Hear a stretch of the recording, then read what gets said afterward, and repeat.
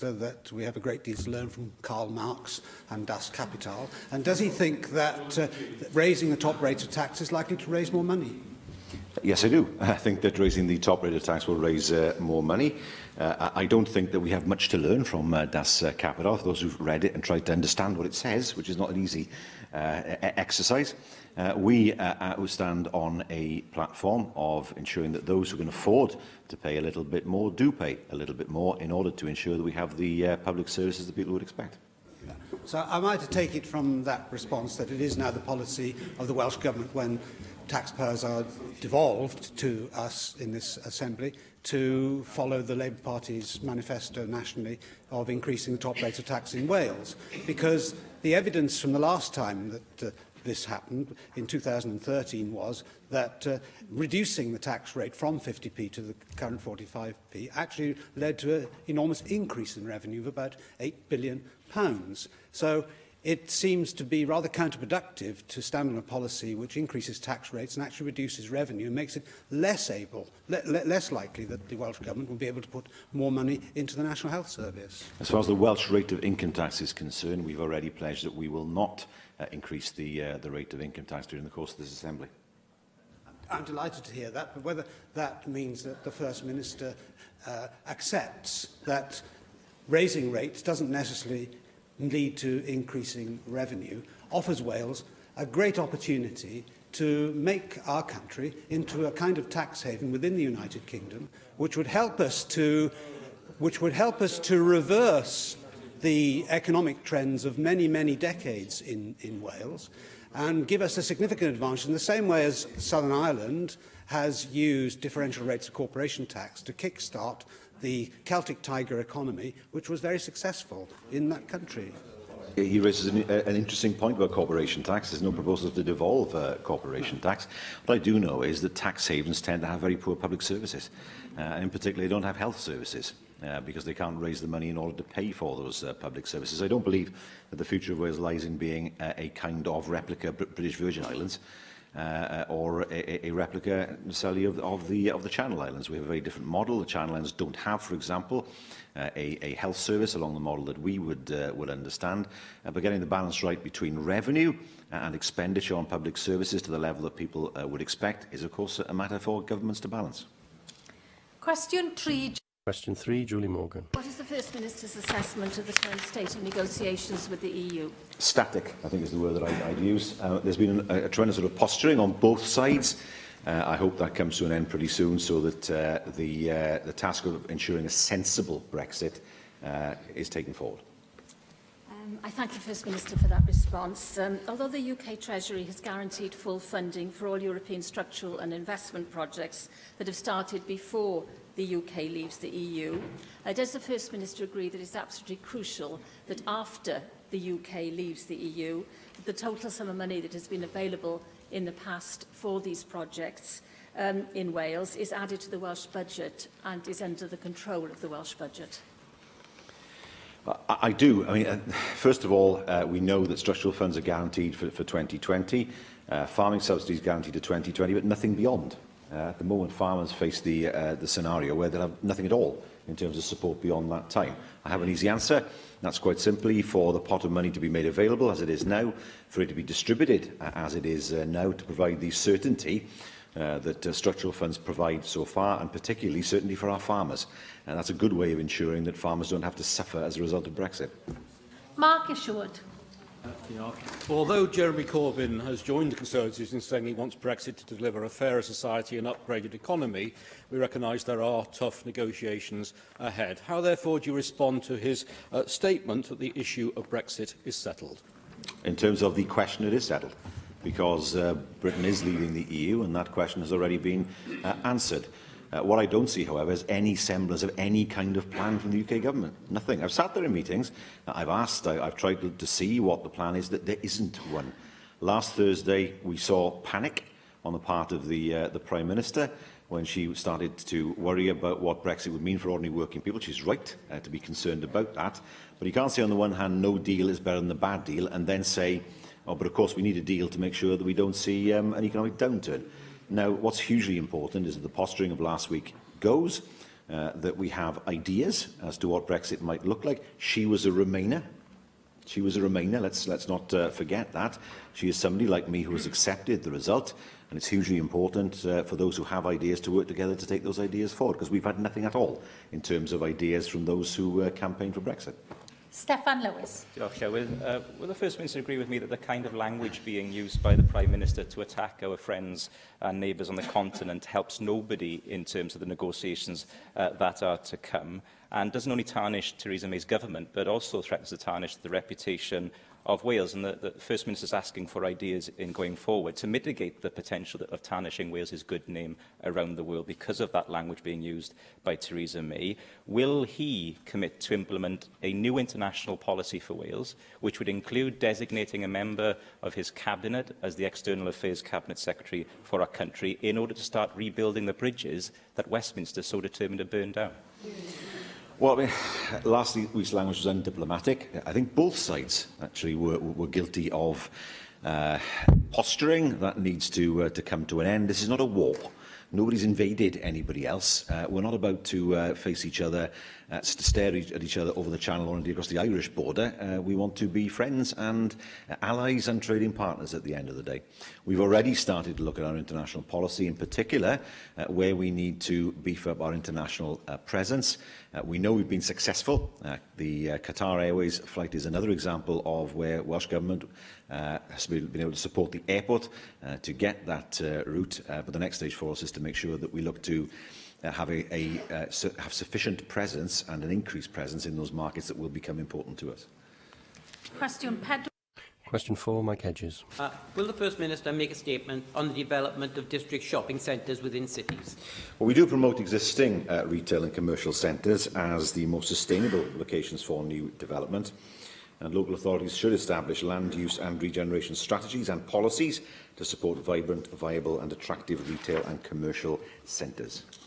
Thank you, First Minister. Marston and Swansea are the major district shopping centre. There are other district shopping centres in Swansea and in other cities of Wales. I'd like to stress the importance of district shopping centres such as Morriston, Mumbles and Whitchurch in Cardiff. In Morriston, we have lost banks, public houses and shopping diversity. Will the First Minister agree with me that there should be a major bank in every one of these district shopping centres? Well, ideally, we welcome the co-location of bank branches within district shopping centres, but these are ultimately matters for the banks. But it is important that businesses and customers have the ability to pay in money and make cash withdrawals within their communities. So where the banks are failing to accommodate this, we know the Post Office is serving an important role, with 95% of all UK banking customers having access to their bank accounts via the Post Office. Well, I'd be more concerned about if there were any announcements by the Post Office in the future about closing Post Office branches, because that removes, of course, the only banking function that remains in so many communities. Russell George. First Minister, footfall has decreased in Welsh high streets. By comparison, footfall to out-of-town shopping centres has increased by 4.6%, according to information from last year.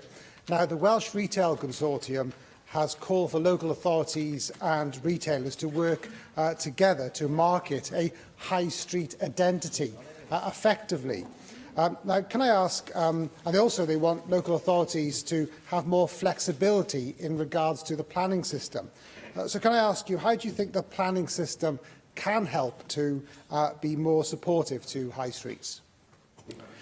Well, we know that it's hugely important that local authorities, when they develop their LDPs, look at how they can assist existing retail centres, including high streets.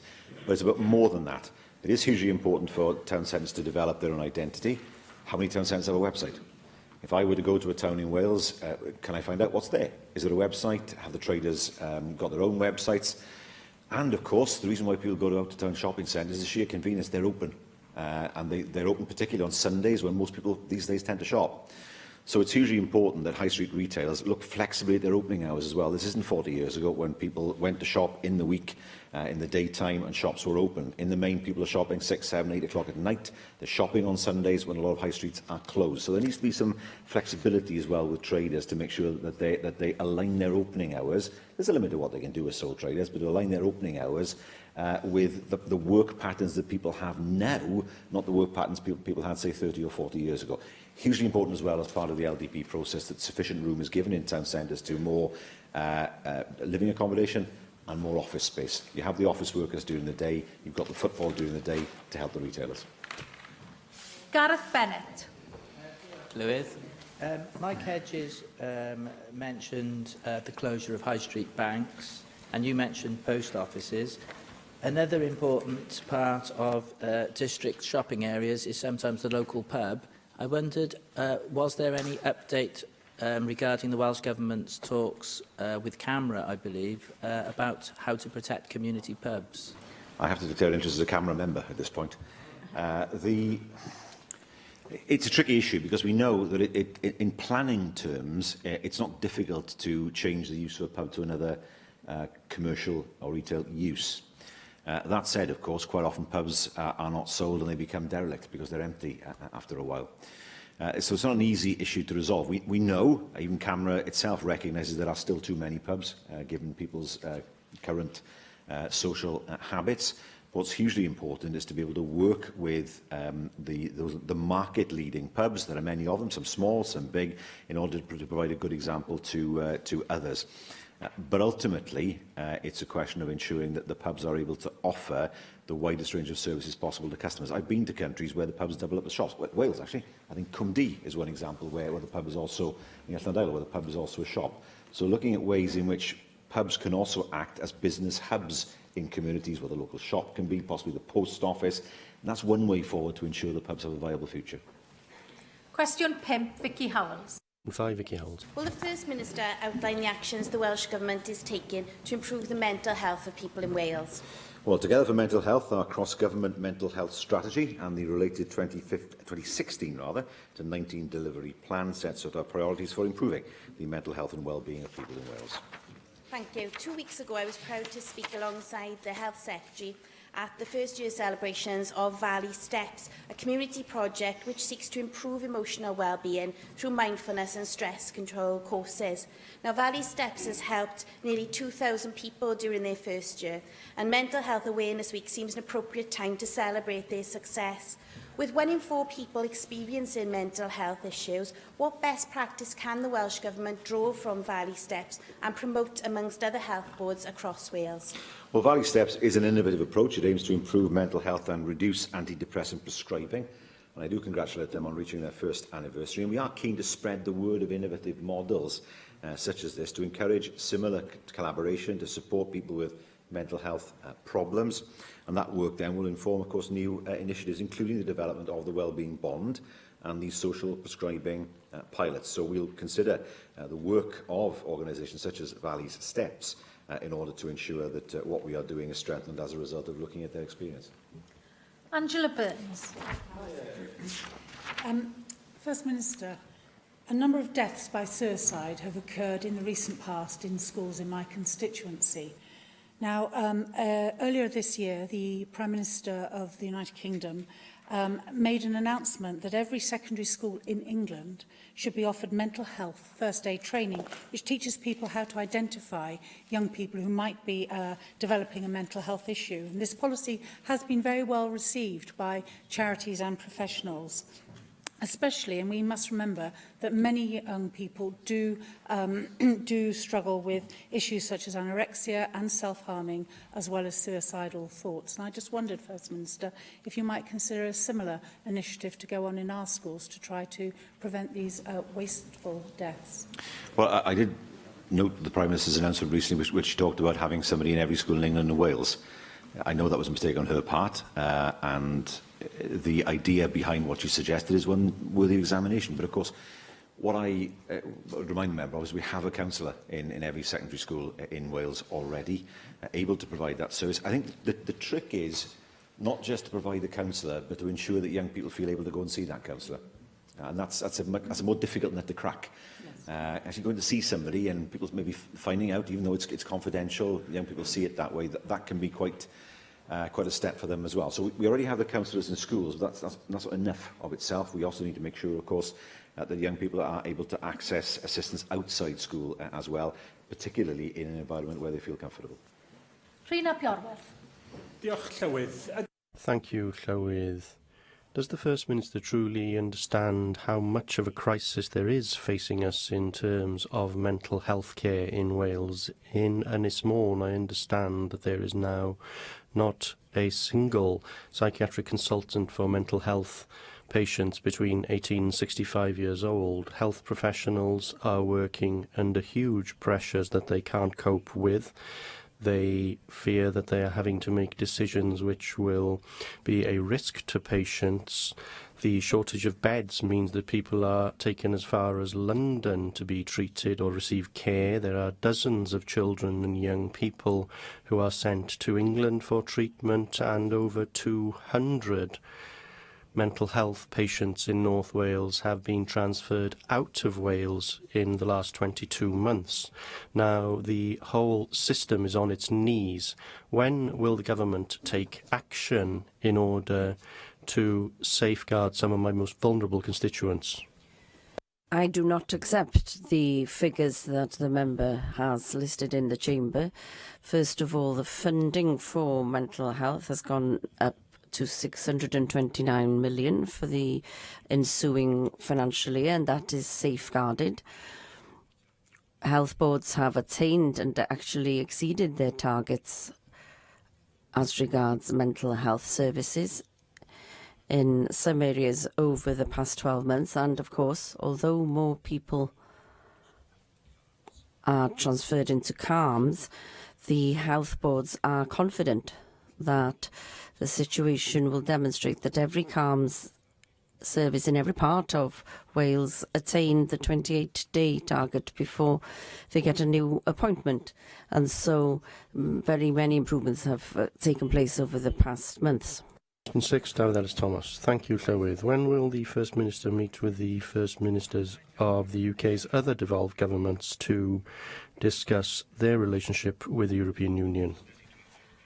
Well, of course, there is business to be discussed before the 8th of June interfered at the moment, but I do discuss EU issues with in bilateral and trilateral meetings with First Ministers of Scotland and Northern Ireland and the Deputy First Ministers of Northern Ireland.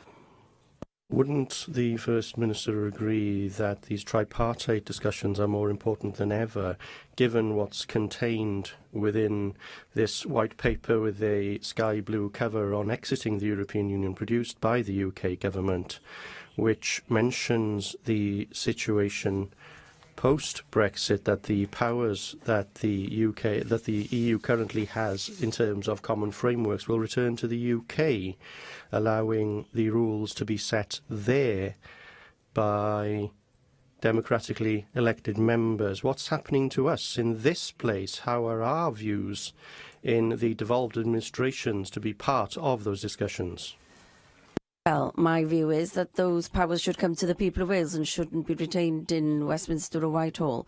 It's crucial to have frameworks in some parts, such as the fisheries, for example, but those frameworks should actually be agreed and not imposed upon people without their consent.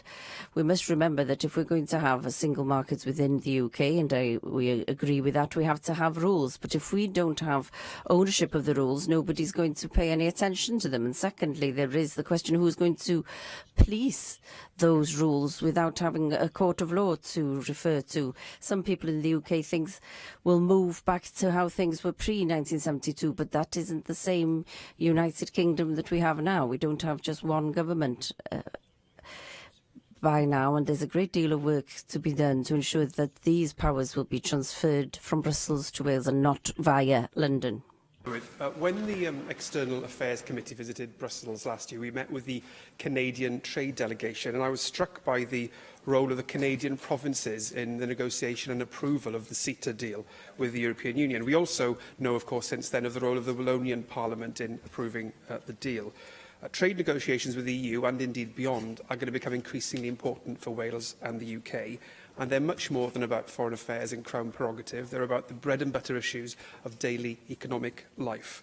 So does he agree with me that future trade negotiations, both with the EU and beyond, should include a voice for Wales and the other devolved administrations in the negotiation and approval of those agreements, which are so fundamental to our economic well-being?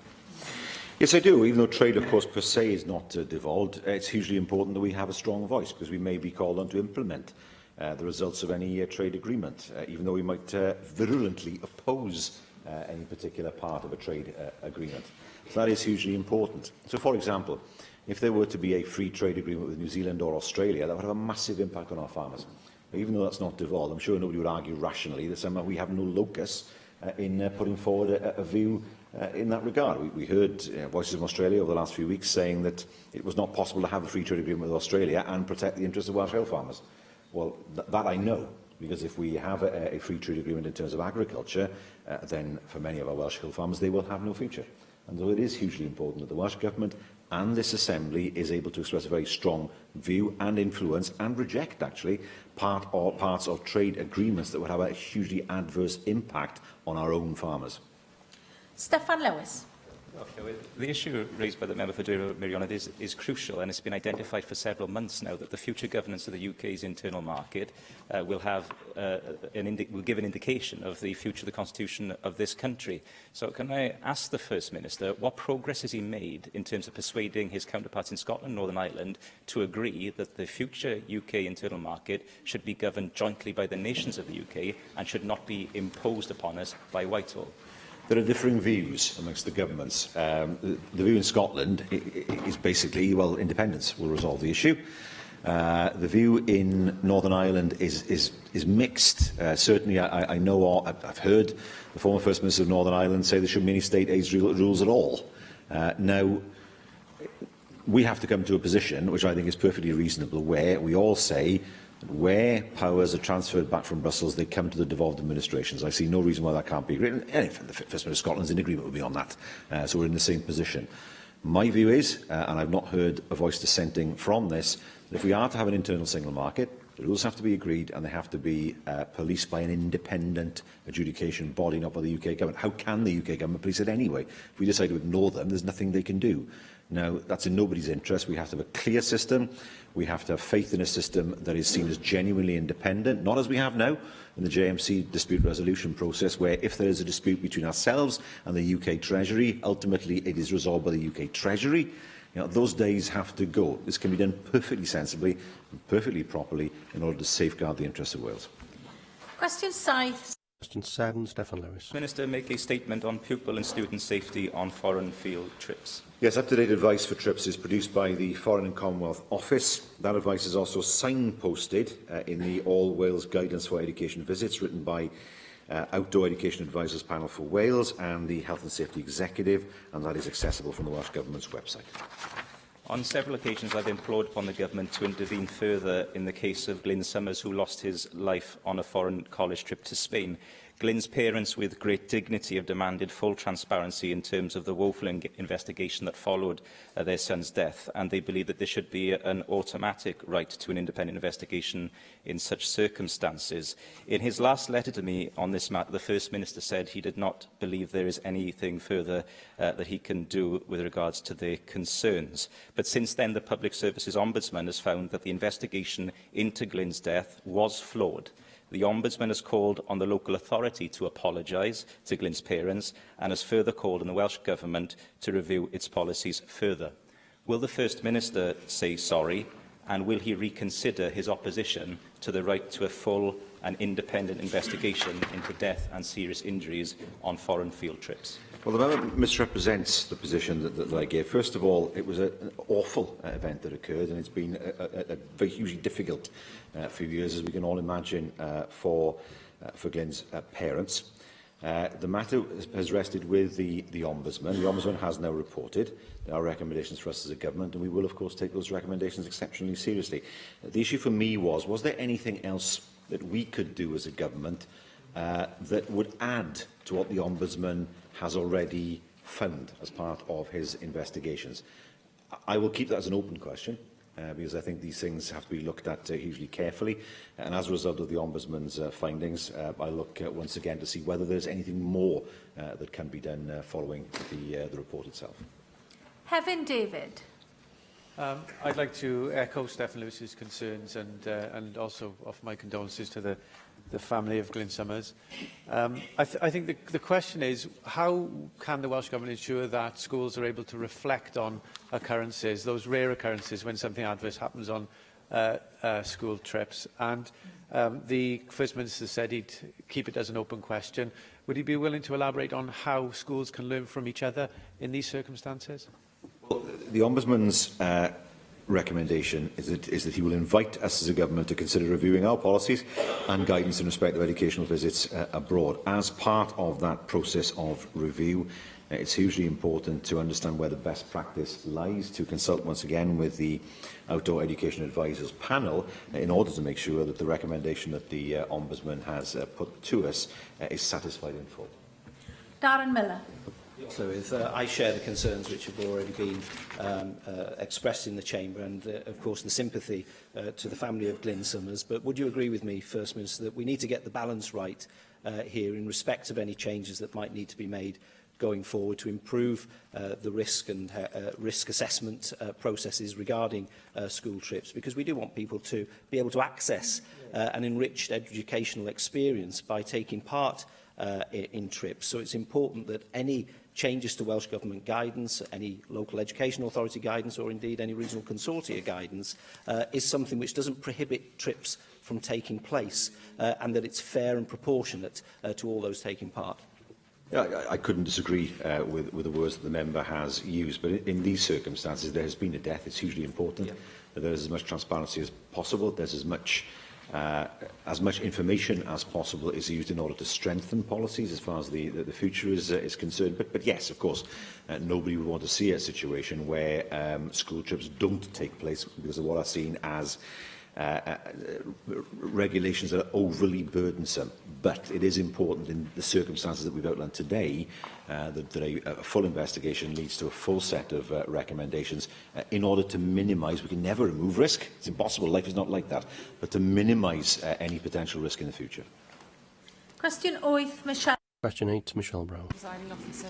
Following the enactment of the Wales Act 2017, what further powers should be devolved to Wales? Those powers are to be found in our draft Government and Laws in Wales bill, which we published. Okay, thank you for your answer. I note that earlier you pledged not to increase income tax during the term of this Assembly, but will you also pledge to use your devolved powers to reduce costs to businesses so that employers can start being attracted to Wales and providing much-needed jobs? I'm not sure what powers she's referring to. Many of the issues she refers to are not devolved. Business rates are, that's true. But in terms of issues such as national insurance or corporation tax, they are not devolved. We know we'll see some devolution of income tax in the course of the coming year. But from our perspective, we have a very good record. We have unemployment that's lower than England, Scotland and Northern Ireland. And of course, we've just recently had the best figures for foreign direct investment for 30 years. Nick Ramsey. First Minister, as Michelle Brown has just said, the Wales Act, the current legislation, will of course deliver a range of new fiscal powers for the Welsh Government, range from borrowing to income tax powers and stamp duty. Whatever you want to do with those taxes in the future, whether you want to leave them where they are, raise them or lower them, will be dependent on a strong Welsh Revenue Authority. And that's currently in the process of being set up, and the Finance Committee has been looking at that. Are you happy with the progress being made with the development of that authority? And what mechanisms do you have in place to make sure that that progress keeps on track? Because it's clearly vitally important. We have no concerns about the progress of the Welsh Revenue Authority. We know that it will be in place in good time for next year.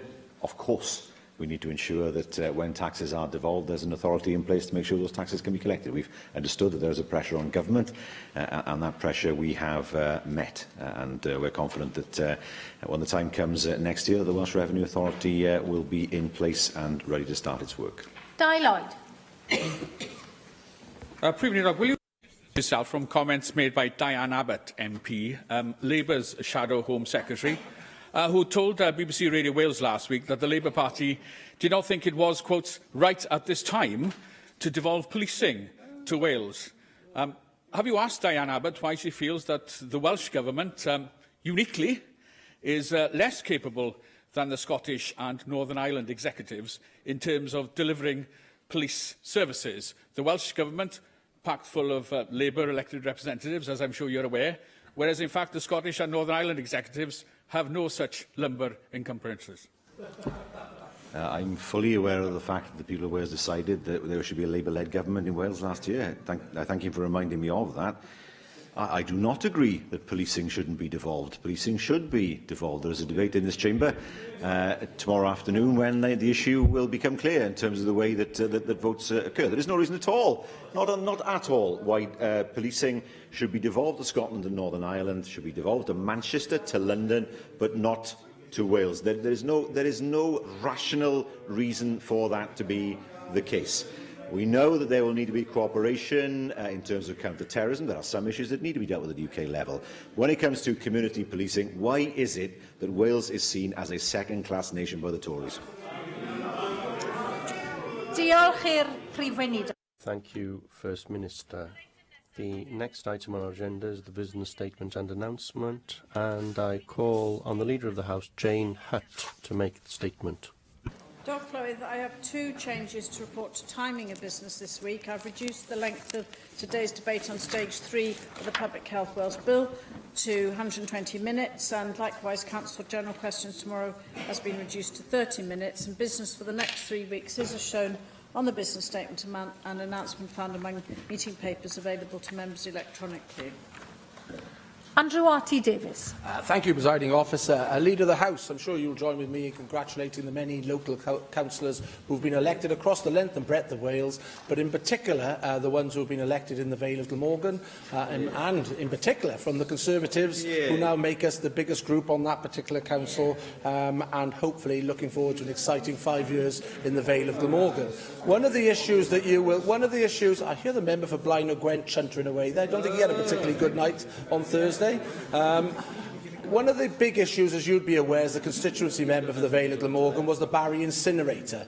And this time and time again came up in the local elections on the doorstep in Barry, and there was widespread concern, in particular, around the need for an environmental impact assessment, which wasn't undertaken at the time, and that was allowed through by the council, and also the ability for the Health Board to do a full assessment, Cardiff and Vale Health Board, to do a full assessment of the health implications, given that Barry as a town has a higher than average national incidence of asthma within the community there.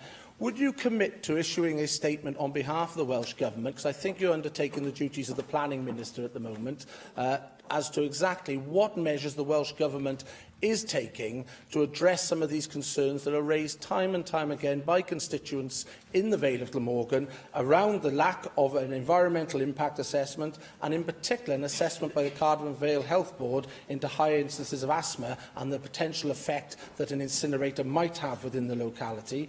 And above all, the role that NRW are now playing in assessing the licensing of the plant, where many people do call into question the ability and the robustness of that system to actually meet and address local concerns.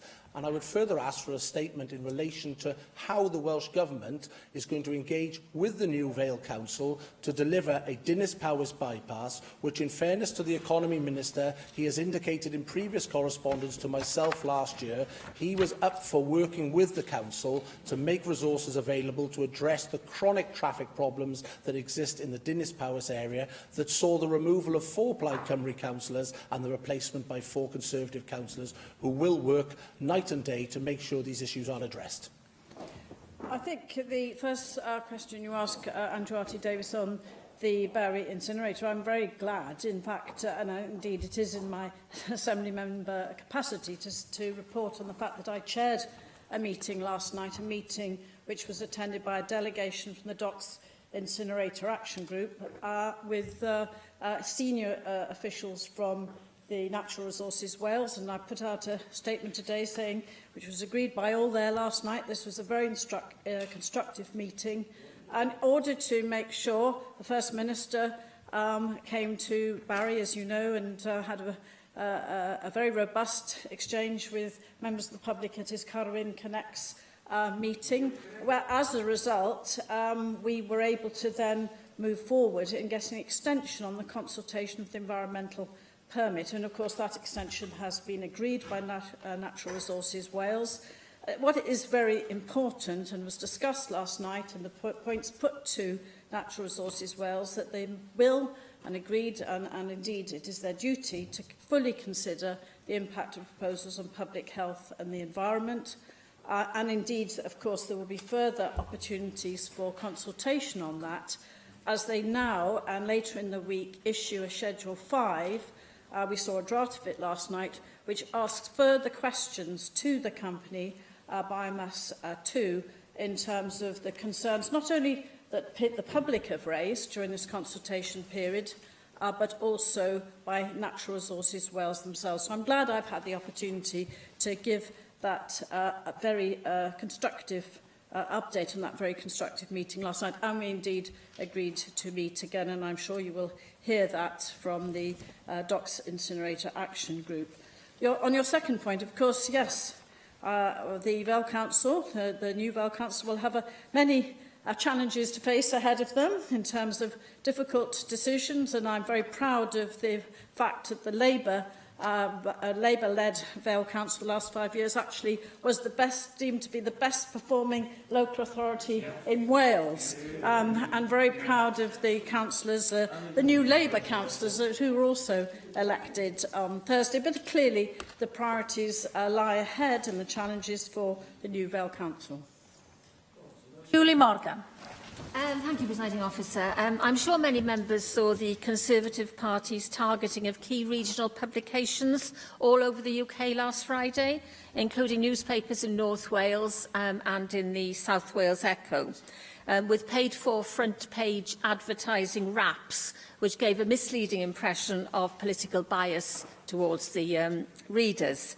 So could the Leader of the House arrange for a debate on electoral coverage in the print media and the need for balance and fairness in reflecting Welsh politics? I think many of us have had to suffer these wraparounds that have appeared in many of our constituencies across the world. I will make some very factual points about the fact that political advertising isn't covered by the Advertising Standards Authority. It's not permitted, as members will be aware, on television under the Communications Act 2003, but is allowed in print. It was covered by the ASA until 1999, when the Committee on the Advertising Practice decided to exclude it.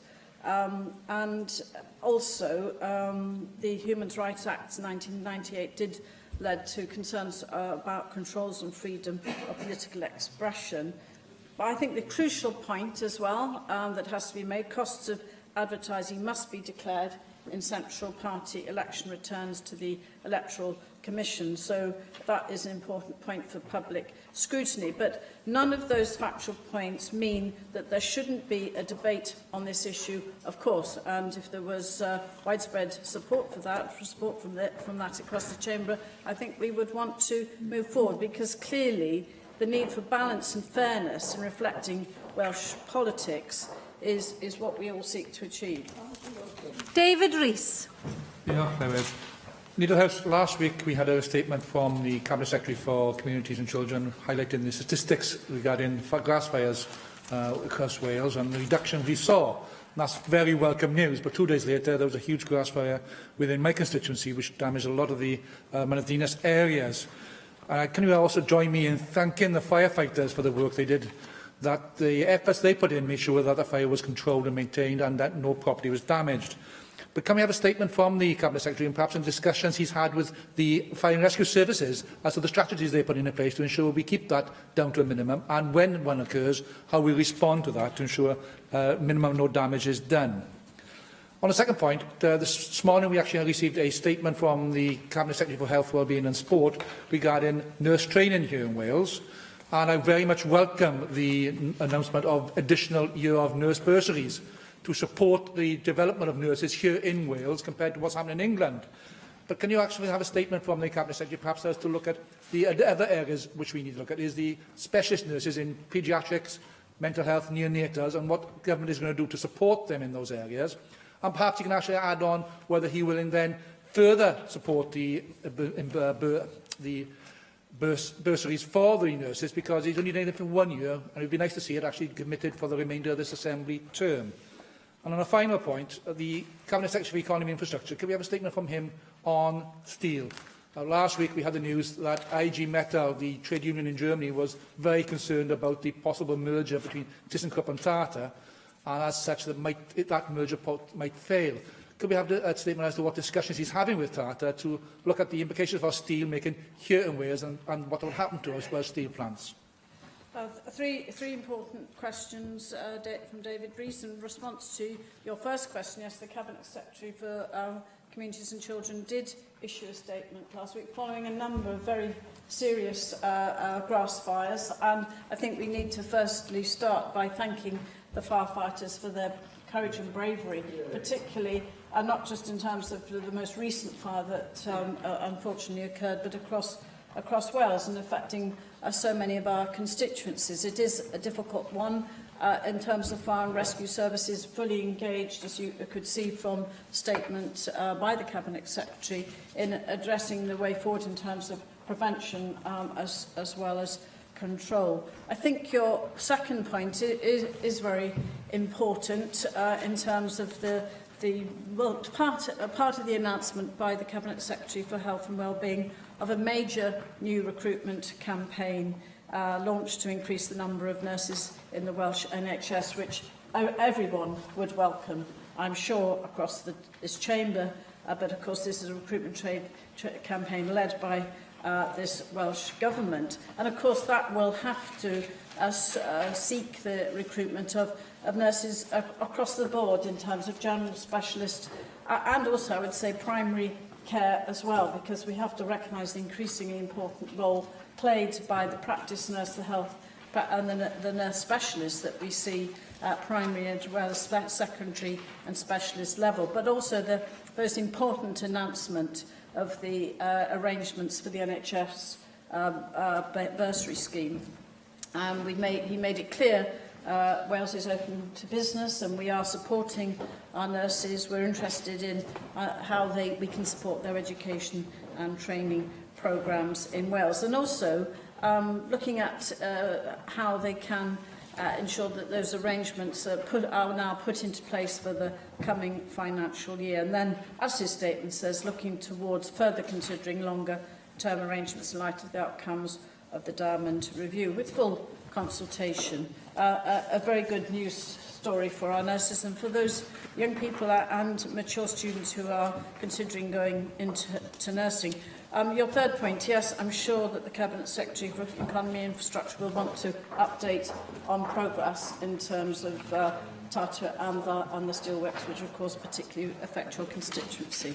Thank you. Hugh Rank-Davies. And I wonder if we can find time for a debate, ideally in the next couple of weeks, on the Welsh Government's role in community safety. We all know, as Assembly members within this House of all parties, the importance of community safety, particularly in terms of a uniformed presence on the front line. And I was fortunate or unfortunate enough to spend 13 weeks on the Home Office bill that introduced the police community safety officers, which the Welsh Government, I looked from a distance at the time, invested heavily in year after year, consistently. And even though I do recall in that committee they were argued against vociferously by Conservatives at the time, they now seem to be universally welcomed. So it's a good step forward. But such a debate, if we had it in the next couple of weeks, would also allow us to discuss then investment, not just in PCSOs, but also in frontline police officers, and the commitment that UK Labour has made to introduce 800 more on our streets, 800 more bobbies on the beats, if we were to win the general election. Well, I think the fact that we have, against stark financial challenges as a result of Tory UK government cuts and austerity, against all of that, we have chosen as a priority, this Welsh Labour government, to continue to support our 500 community support officers. And you know, what is very clear is that those community support officers play an important role in supporting the police forces across Wales, and they play such a visible role in our communities, engaging in the very points you made about addressing and safeguarding community safety, particularly in the areas where, in fact, people are experiencing that disadvantage, that difficulty in terms of the need for community safety, and we do, of course, then see this as a real priority, and just shows, again, what our value base is to our communities as the Welsh Labour Government. Thank you very much, Leader of the House. Item 3 on the agenda is a debate on the general principles of the Trade Union Wales Bill. And I call on the Cabinet Secretary for Finance and Local Government to move the motion. Mark Drayford. Thank you very much, Deputy Presiding Officer. First of all, I would like to thank the chairs of the Communities, Equality and Local Government Committee and the Constitutional and Legislative Affairs Committee for their work in carrying out detailed scrutiny of the bill throughout stage 1. I would also like to thank the chair and member of the Finance Committees. I would also like to thank stakeholders and social partners which have participated in the scrutiny process, providing written and oral evidence to the committee and contributing to our commitment of using agency workers during industrial action. Of this bill on introduction in January, and do not intend simply to go over the same ground this afternoon. In summary, the bill will disapply a number of provisions in the UK Government's 2016 Trade Union Act, ensuring that they do not apply to devolved public services. These provisions include check-off, facility time and ballot thresholds. We do that in order to defend and promote the successful model of social partnership in Wales, carefully and consistently developed by successive Welsh governments, involving 3 different political parties elected to the National Assembly since 1999. For the avoidance of doubt, let me also place on record again that this bill will be unaffected by the commencement of the Wales Act next year. This bill has been introduced and will be enacted under the current devolution settlement. Provided a bill has reached the end of stage 1 by the time the Wales Act is commenced, it can proceed through this Assembly. Under the current timetable, this bill, if it succeeds, will have not simply reached the end of stage 1, but will have reached royal assent before the Wales Act comes into force. In late March, I wrote to the committees with my decision to bring forward an amendment to the bill at stage 2 to prohibit the use of agency workers to cover industrial action in public services following consultation late last year. This additional information was intended to assist the relevant committees to scrutinise the legislative options in their deliberations, and I hope that our consultation process, flagging the prospect of action in this area, was able to provide them with the scope for informed discussions with social partners about the proposals. I look forward to the scrutiny of this policy aspect of the bill during the rest of the Assembly process. There are only a small number of recommendations from either committee, and I am therefore happy to provide a summary response to them in this debate, having written to both committees to address some of the more technical issues raised in their reports. First of all, can I say that I am grateful for the overwhelming support from social partners and from the ELGC committee in bringing this bill forward. That committee's report contained a single formal recommendation for this Assembly to support the general principles of the bill this afternoon. The committee also welcomed the commitment to bring forward a Stage 2 amendment, noting their belief that it would strengthen the bill and would be entirely consistent with its stated purpose and intended effect. That recommendation reflects the overwhelming evidence, I believe, received by the committee, and I welcome very much its report. The Constitutional and Legislative Affairs Committee made 3 recommendations. The first asked that I explain in this debate why I had not included the proposed amendment to the bill at an earlier stage, and I'm happy to do that, of course. The answer lies in the nature and timing of decision-making at Westminster. The government elected there in May of 2015 passed an act against the advice of its own law officers, of the Welsh Government and of this National Assembly, which imposed arrangements on public services which are devolved to Wales. At every step in that process, our opposition was made known. My party and others elected here was elected with a manifesto commitment to bring legislation before the Assembly to reverse those changes. Now, alongside their bill proposals, in the summer of 2015, the UK Government also consulted separately on proposals to rescind Regulation 7 of the Employment Agency's regulations, which prohibit employment agencies supplying agency workers to cover industrial action. At the point of the National Assembly elections in May of last year, no outcome of that consultation had been reported. Because the National Assembly had not therefore previously expressed a view on the matter, and because it was not set out in any manifesto, I decided that a separate consultation on this matter would be required. That consultation has concluded. My decision in relation to it has been made known to the committees. The two aspects will come together should a government amendment at stage 2 succeed, and as I noted earlier, the LGC committee supported that approach. Recommendations 2 and 3 of the Constitutional and Legislative Affairs Committee report are about the power in section 2.2 of the bill to make transitional and saving provisions. This power was included at the time of publication because at that point it was not known how the UK Government would go about commencing its Trade Union Act of 2016, which included similar powers. And sensibly, I think we mirrored those powers in our own drafting. I said to the committee when I appeared before it that we would probably not need to make transitional provisions. Now that the relevant provisions in the UK Act are in force, we can see indeed that those powers will not be needed. As it is a power that is now without a purpose, I'm happy to say this afternoon that I will bring forward an amendment at stage 2 to remove it and thus address the recommendations in the Constitutional and Legislative Committee's report. Presiding Officer, there is far more in the committee reports, and I have responded to these in my letters to the committee chairs. I would like to thank them once again for giving detailed consideration to the bill during stage 1 and for doing so in such a constructive spirit.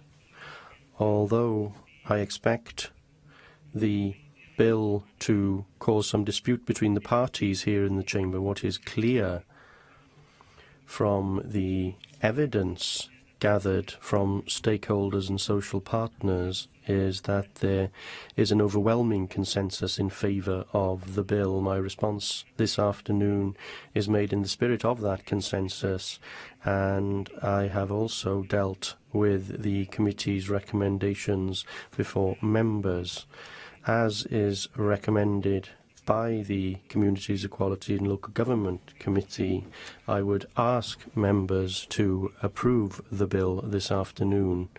In this way, we can continue to tackle any issues relating to the workforce by working on the social partnership basis, providing better public services to the citizens of Wales. Thank you. Thank you very much. And I'll call on the Chair of the Equality, Local Government and Communities Committee, John Griffiths. Diolch, Deputy Lewis. I'm pleased to be able to contribute to today's debate as Chair of the Equality, Local Government and Communities Committee. I'd like to thank all those who provided evidence to the committee to help inform its work, including those who took time out to attend our focus group discussions. The UK Government's Trade Union Bill, introduced at Westminster in 2015, aroused considerable controversy and heated debate. In carrying out our scrutiny of the Welsh Government's Trade Union Wales Bill, we consulted widely with stakeholders and sought a range of views, including those of organisations who publicly supported the UK Government's legislation. We focused our efforts on testing the Welsh Government's assertion that the provisions in the Trade Union Act that the bill seeks to disapply would have an adverse impact on the social partnership in Wales and on the effective delivery of devolved public services. We find ourselves in the unusual position today of presenting a report which contains a single recommendation, that the Assembly agrees the general principles of the bill. This recommendation, supported by 7 out of 8 committee members, is based on the overwhelming support for the bill in the evidence we received. It is unusual for a committee not to be recommending amendments at stage 1 scrutiny, but that is the case. Technically speaking, to Prylewydd, the bill is straightforward. It disapplies specific provisions of the 2016 Act to devolved Welsh authorities. It does what it needs to do simply and, we believe, effectively. The bill itself is a short bill of 3 sections, but we know that the length of a bill is no marker for its importance, and this bill is no exception.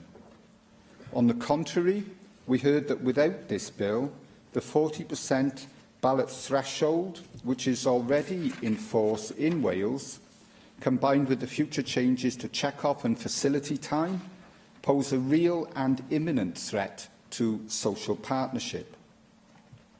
It is this social partnership that respondents told us is essential to the management and delivery of public services in Wales, particularly in the face of continuing financial challenges and ongoing transformational change.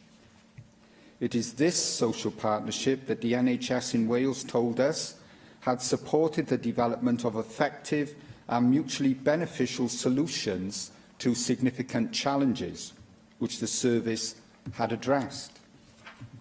And it is this social partnership that local government told us had played a significant part in ensuring that service continuity has been at the heart of some difficult decisions in recent years.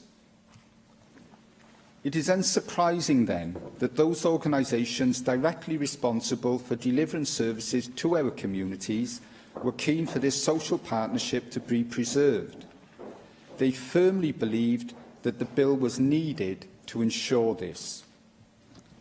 To Prylewydd, I will speak briefly about the bill's substantive provisions. There was widespread support in evidence for disapplying the restrictions in the 2016 Act on check-off. Respondents reported that check-off arrangements were well established, efficient, of benefit to all parties, and were of minimal cost to employers. At best, restrictions are likely to be an inconvenience for trade unions and employers. At worst, they could result in the withdrawal of check-off, which would ultimately weaken density of union membership and hinder unions' ability to cooperate effectively as social partners. The restrictions single out trade union subscriptions from other payments made by employers on behalf of employees. They are unnecessary, unwarranted, and we see no valid reason to apply them to devolved authorities in Wales. We heard that access to facility time is essential to enable trade union representatives not only to carry out their duties around individual representation and collective bargaining, but to engage in the wider public service improvement agenda. We also heard compelling evidence about the benefits of facility time and the associated potential cost savings.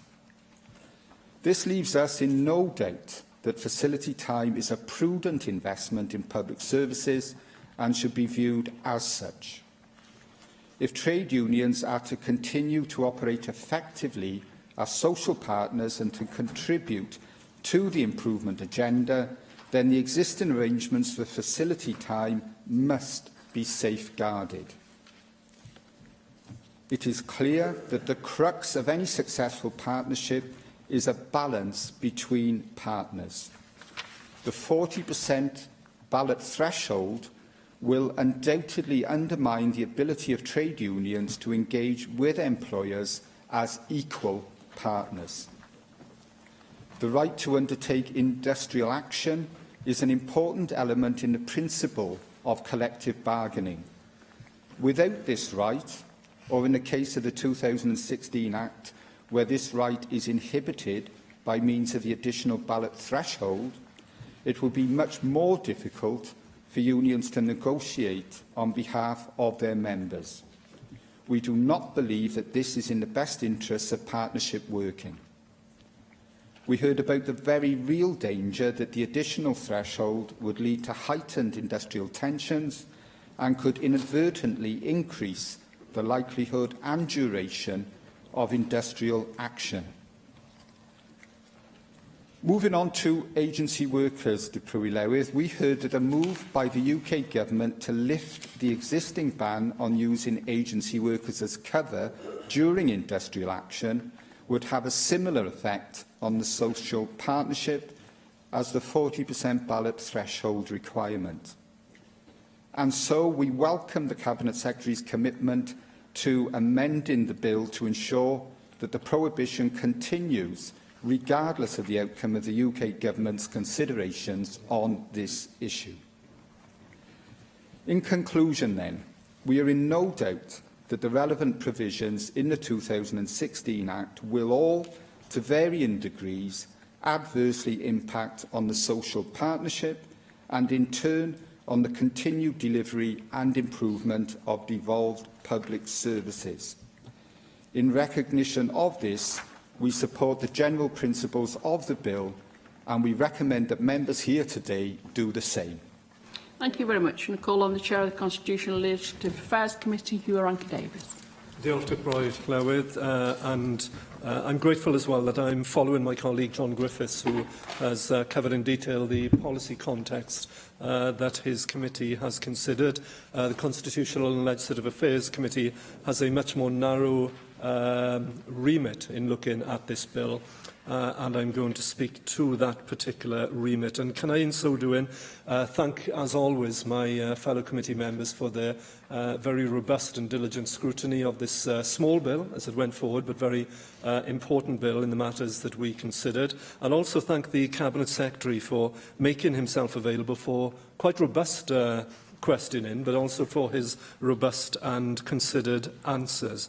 Now, we reported on this bill on the 7th of April, and the report is available both in hard copy and online, and I recommend it not only to Assembly member colleagues, but also to members of the public who are interested and other interested observers to the progress of this particular bill. When we reported on the bill on the 7th of April, we made 3 recommendations to the Cabinet Secretary, and I'll go to those in detail, but before doing so, if I could quickly make some general remarks which are important on the clarity of our consideration of this particular bill. As with our scrutiny of all bills, we consider matters relating to the competence of the National Assembly. However, in doing so, and as we state in our report, it is not our role to express a view on whether a bill is within or outside the legislative competence of the National Assembly. Rather, it is to highlight any issues that Assembly members may wish to take into account in deciding whether to agree to the general principles of the bill or to table or support amendments during the later stages of scrutiny. So on this bill, we explored the Llywydd Statement on Competence that she is obliged to provide with the Cabinet Secretary. And as part of her statement, the Llywydd indicated that while the bill was, in her opinion, within the Assembly's competence, she noted that the issues were not straightforward and that her consideration was, in her words, a finely balanced one. Now, our report highlights the evidence we took from the Cabinet Secretary and the questioning and the evidence we heard, and I hope that that will be helpful to Assembly members in making their decisions on this bill. But ultimately, any question about whether a bill such as this falls within the legislative competence of this National Assembly could indeed ultimately be a matter for the Supreme Court to decide if the competence is duly challenged. So I turn now to our 3 recommendations. Our first recommendation relates to the Cabinet Secretary's decision to table an amendment to the bill at stage 2 to prohibit the use of agency workers during strike action on Welsh public authorities. Now, our preference as a committee, as we state in the report, is that a provision of such policy significance should ideally have been included within a bill on its introduction. Including the provision on its introduction would have allowed the Cabinet Secretary to take account of a committee report that explores and considers the views of stakeholders on the use of agency workers during strike action. And whilst we do acknowledge that the Welsh Government undertook its own consultation on this specific proposal, as the Cabinet Secretary has outlined today, such a consultation is a different process from a committee of the National Assembly engaging with the principles and the actual wording of a bill as part one of the Stage 1 legislative scrutiny process. So our first recommendation sought an explanation from the Cabinet Secretary about why the bill did not include a provision on its introduction about the use of agency workers during strike action.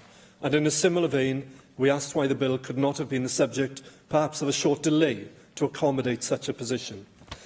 But I am very grateful today for the Cabinet Secretary's detailed response and further explanation and justification.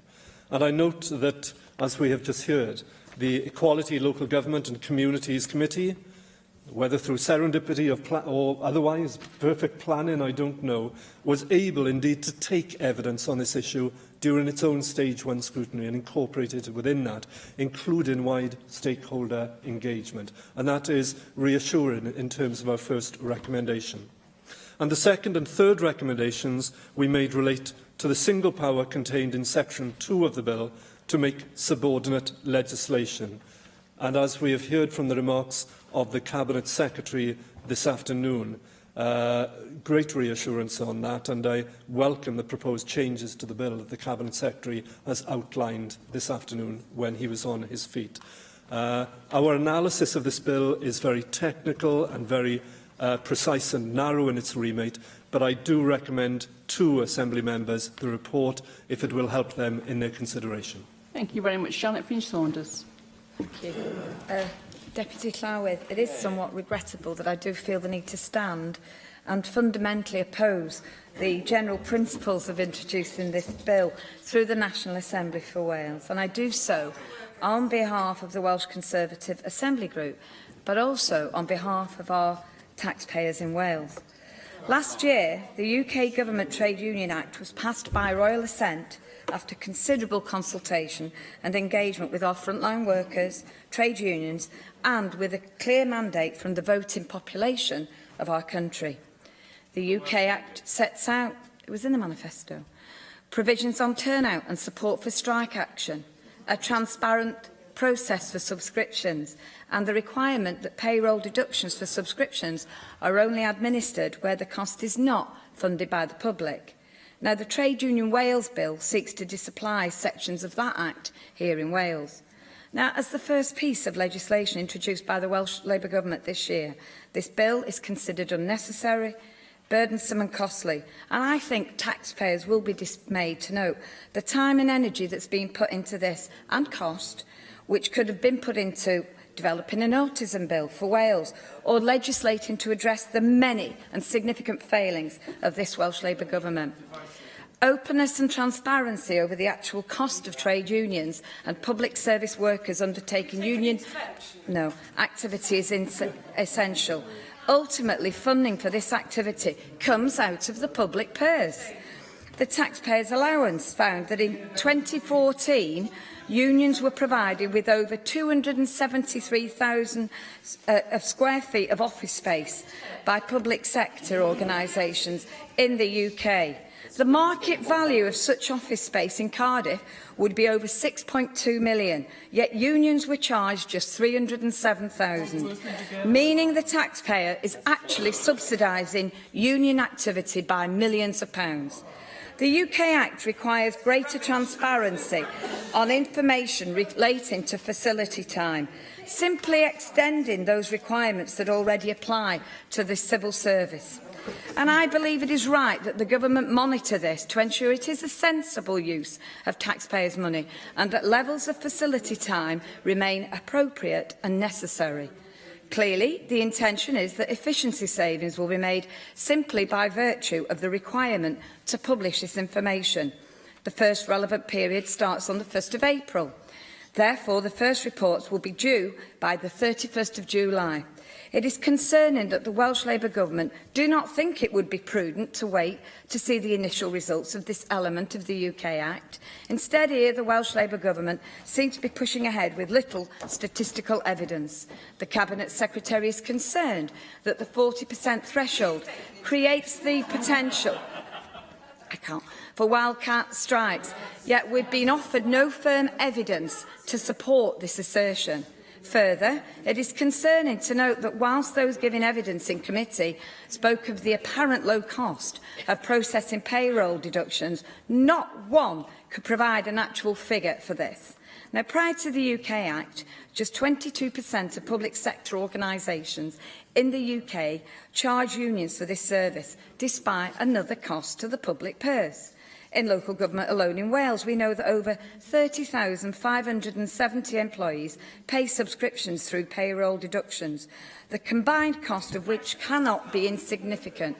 So we welcome the UK government's actions to ensure that costs incurred by unions are covered by unions. The UK government legislation also recognises there are sectors in which industrial action has a wider impact on members of the public that is disproportionate and unfair. Allowing agency workers to cover striking workers will ensure that businesses and many of our vital services will be able to continue to operate to some extent. So it is concerning to note that the Cabinet Secretary intends to include provision in this bill to prohibit the use of agency workers as covered during industrial action involving devolved Welsh authorities. Llywydd, Deputy, the Conservative-led UK Government is committed to transparent and clear government legislation that does not cause undue administrative burden or create legal confusion for employers. We understand that regulations in relation to check-off and facilities time will not include devolved Welsh public bodies within their scope until the Wales Act comes into force. And we know that the Wales Act will clarify that industrial relations are a reserved matter. And the UK Government, I am confident, will act at the earliest possible opportunity following commencement of the Wales Act to ensure the protection of our public services. The introduction of this bill is an insult to the people of Wales, who face far greater issues: a lack of GPs, poor transport, reduced classroom support for teachers, inaccessibility to life-preserving drugs, raised council tax. Welsh Conservatives fundamentally oppose the general principles of this bill and will be voting against this motion today. I ask other members with any conscience to support that aim. Hannah Blythen. Thank you for calling me to speak in this debate, Deputy Presiding Officer. I speak in this debate as somebody who is proud to have served working people in my previous role working for a trade union and is committed to continue to do this so in my role as Assembly Member. It also means that I come at this debate with a little bit more of an understanding, perhaps, than of some, of how the principles and practices of social partnership work within the public and private sector in Wales. And, you know, we make a lot of this social partnership and doing things differently in Wales. And it's not just for the sake of being different, you know, that old clear red water we talked about many years ago, but it's about actually because it's the right thing to do and it actually reaps the rewards, not just for workers, workplaces, but actually for our economy and for our society. And to not to bring in and repeal these elements will definitely have an adverse effect on the social partnership approach that we so value here in Wales. And I think the member, the Conservative spokesperson, actually said about it, you know, it was in the Conservative manifesto, actually, or to repeal these elements were in the Welsh Labour manifesto that was voted on last year. You did get a majority. Got more than you. So, you know, I feel like it's necessary to stand up again in this debate to actually try and rebut some of the rhetoric and the misunderstanding in terms of how trade unions work in practice. So, the first thing is we've touched on today, and I'm sure the colleagues will, is the collection of subs through check-off. it's a pretty straightforward and accessible means of doing this. And actually, in the vast majority of cases, including my own local authority, the unions actually cover the cost of check-up and actually save the local authority money. And for those employers where these agreements are in place, mostly in local government, the arrangement actually generates income for the local authority, albeit a modest sum. So it's not necessary to the financial detriment of the local authority. And I could kind of when my colleagues are trying to make an intervention, that we hear a lot of opposition from the opposition about check-off for paying trade union subs, but we don't hear the same fuss being made about the numerous other deductions being taken from employees' salaries when no charges are levied, like childcare vouchers, cycle to work schemes, and even national insurance. And when it comes to facility time, I mean, I think that's quite an easy target. We hear a lot of attacks on facility time, but trade union facility provides staff with a way to voice their experiences and puts clear mechanisms in place for resolving grievances and disputes, whether informally or through collective bargain, before it escalates to a stage when actually it does then cost the employer money to step in and take control of the situation. And restrictions on facility time for local reps and the damage to social partnership will erode the work done by trade unions to improve equal opportunities practices and remove one of the best protections employees currently have from discriminatory treatment. Agree with me, Hannah Blythen, about the research by Warwick University and the comment made by Professor Kim Hock, who undertook that research, who said, overall, the evidence suggests that both full and part-time workplace union representatives help improve performance in the public sector and that managers widely recognise this to be the case. Absolutely, because as I said, it provides a mechanism for these things to be resolved and to be talked through before they actually reach a stage when it actually places an extra burden on the management and on the organisation. Just in closing, at lunchtime today, it was my pleasure to step in and host an event to celebrate 10 years of the life-changing learnership partnership between the Open University and the TUC in Wales.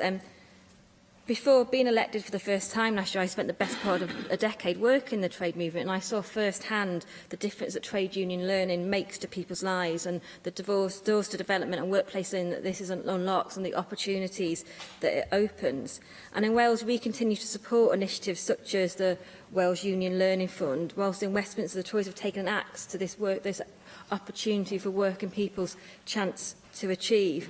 And I think that highlights to me, contrary to what some people would like you to believe, that of the negative and the trade unions as this ogre, if you like. Actually, trade unions have a positive role to play, and they bring benefits not just to the workplace, but actually to our economy and to our society. And I think this bill rightly seeks to reverse elements of the Conservative legislation that relate to our devolved public services, and that would not only slice away at social partnership, but also at our very social fabric. Very much. Sean Gwenllian. Diolch. Thank you. Plaid Cymru supports the principles of the Trade Union Wales Bill, and we also welcome the desire to introduce an amendment on the use of agency workers, although we do agree that it would perhaps have been better for it to have been included from the outset, as the Constitutional and Legislative Affairs Committee have already stated. This bill, of course, will disapply aspects of the UK government's trade union bill, and that bill was enacted in March of this year, undermining the rights of workers. Any attempt to safeguard those rights are to be welcomed, but ultimately we in Wales need to have the full powers to defend and protect workers' rights and to develop a fair way of collaborating between the workers and the employers, a way that would reflect our values as a nation. The Trade Union Act of 2016 is an unnecessary attack on workers' rights. It will be far more difficult for workers to get pay rises, to stop job losses, or to negotiate better working conditions in the workplace as a result of this Act. The Act makes it more difficult for unions to do their day-to-day work in dealing with problems in the workplace before they develop into disputes, and the Act actually limits protest, and that is a real problem for a crucial part of our democracy. It is difficult to avoid coming to the conclusion that the Conservative government is determined to weaken trade unions in order to attack workers' rights, pay and working conditions. Now, bargaining between the employer and the employee works because both sides have power. That is why most negotiations end not in a strike, but in agreement or resolution, and such an approach helps union members and those who aren't union members in the same way, and that helps to maintain public services. Treating workers with dignity and respect leads to a workforce that is willing to put the public first, from the patients in our hospitals, to those receiving care, to those collecting our rubbish and dealing with our recycling. Treating the workforce with respect makes business sense, but the Trade Union Act of 2016 has shifted the power, and it is now far too heavily biased in one direction. This is the latest attempt by the Conservatives in its long history of attacking workers' rights, rights which are at even greater risk following the decision to leave the European Union. Over the 1980s and early 90s, a number of pieces of legislation were passed, drawn up by the Conservative government, attacking the trades unions and workers' rights. These include the Employment Act of 1980, the Employment Act of 1982, the Union Reform Act of 1993.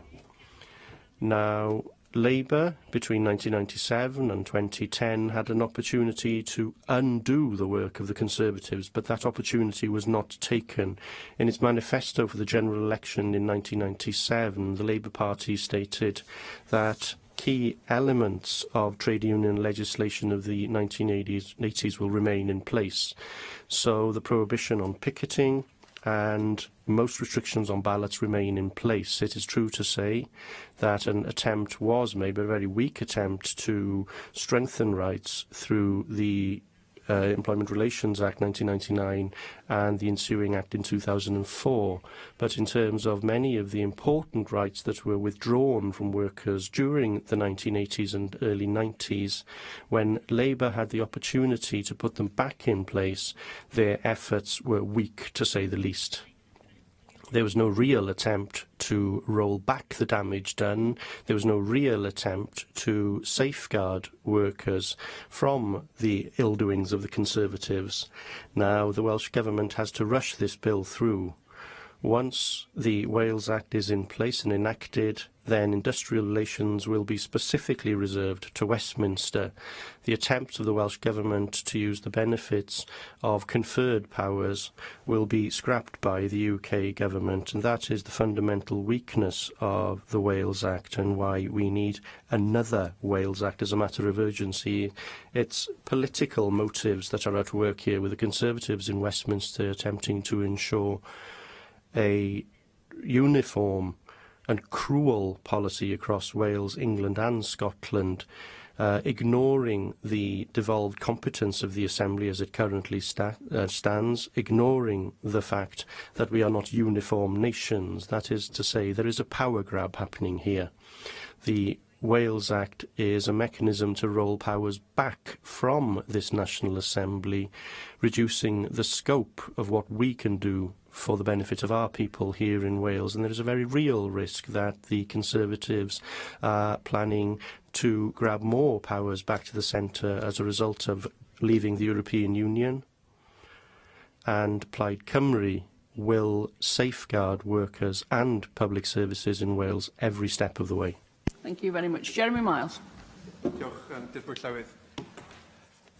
This bill is about the kind of public services that we want to see in Wales. Do we want public services where collaboration is the mark of them, or do we want public services where that is ever harder? We on these benches want strong public services, effectively delivered and fair employment. We believe in the social partnership model that we have heard so much of today, and I was struck by the number of employers responding positively to the inquiry by the Equalities and Local Government Committee, advocating support to the government's position here, reversing the Tory legislation of last year.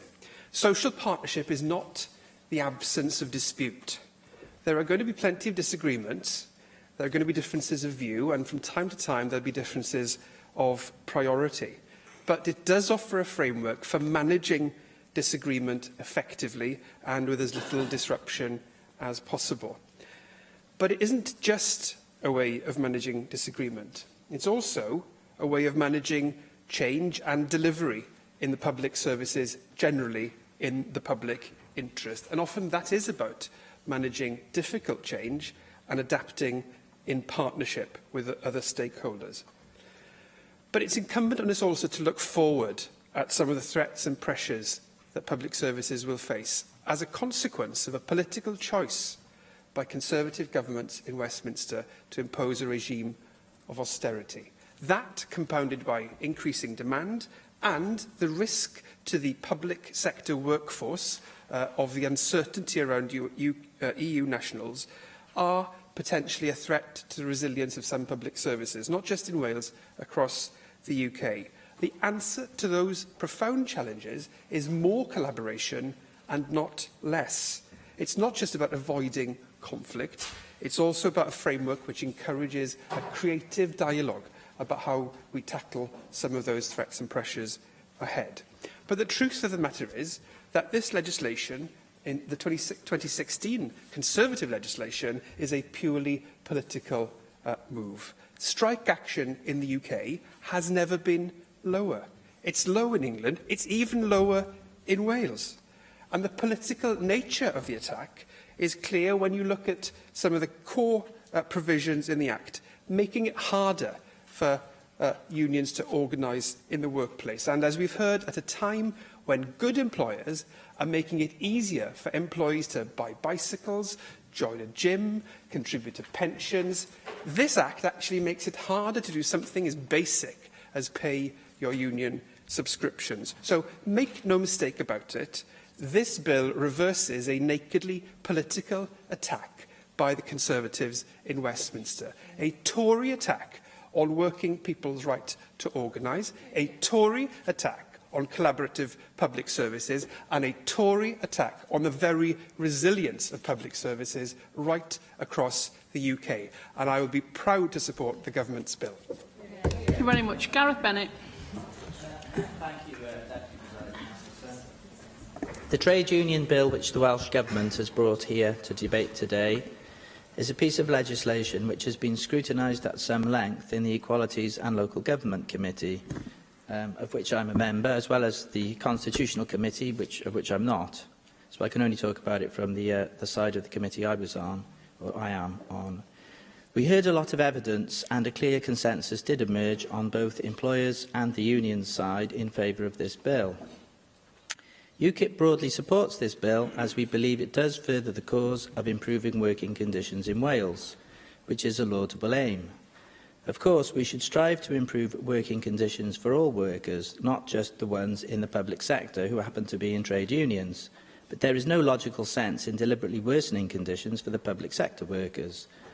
And a worsening of conditions is what the Minister, Mark Drakeford, has told us will happen if the Conservative Government's UK legislation is not repealed. Nearly all of the witnesses we heard in committee tended to concur with this view, including notably the employers themselves. There was an issue over legal competence. Did the Assembly rightly have legal competence over employment practices in the Welsh public sector, or did competence rightly lie with Westminster? Well, the committee was assured by Mark Drakeford that there was a strong legal case that the competence lay here. So we in UKIP have taken him in good faith, and we back the bill on that basis, although ultimately it may be the courts who decide who is right. What wasn't really mentioned in the committee stage, and hasn't really cropped up today, was that the Conservatives' UK Trade Union Act, passed last year, is all a bit of a red herring. The original intention behind the Act was to cut off some of the funding for the Labour Party from the unions. But because Theresa May wanted Labour support over Brexit, this part of the bill was cut from the legislation eventually passed by Westminster. What we were left with was a series of quibbles over things like facility time, the check-off, and the turnout threshold for legal strike ballots. In our view, workers should have the legal right to strike if a ballot has been won, and should not be constrained by some arbitrarily set threshold.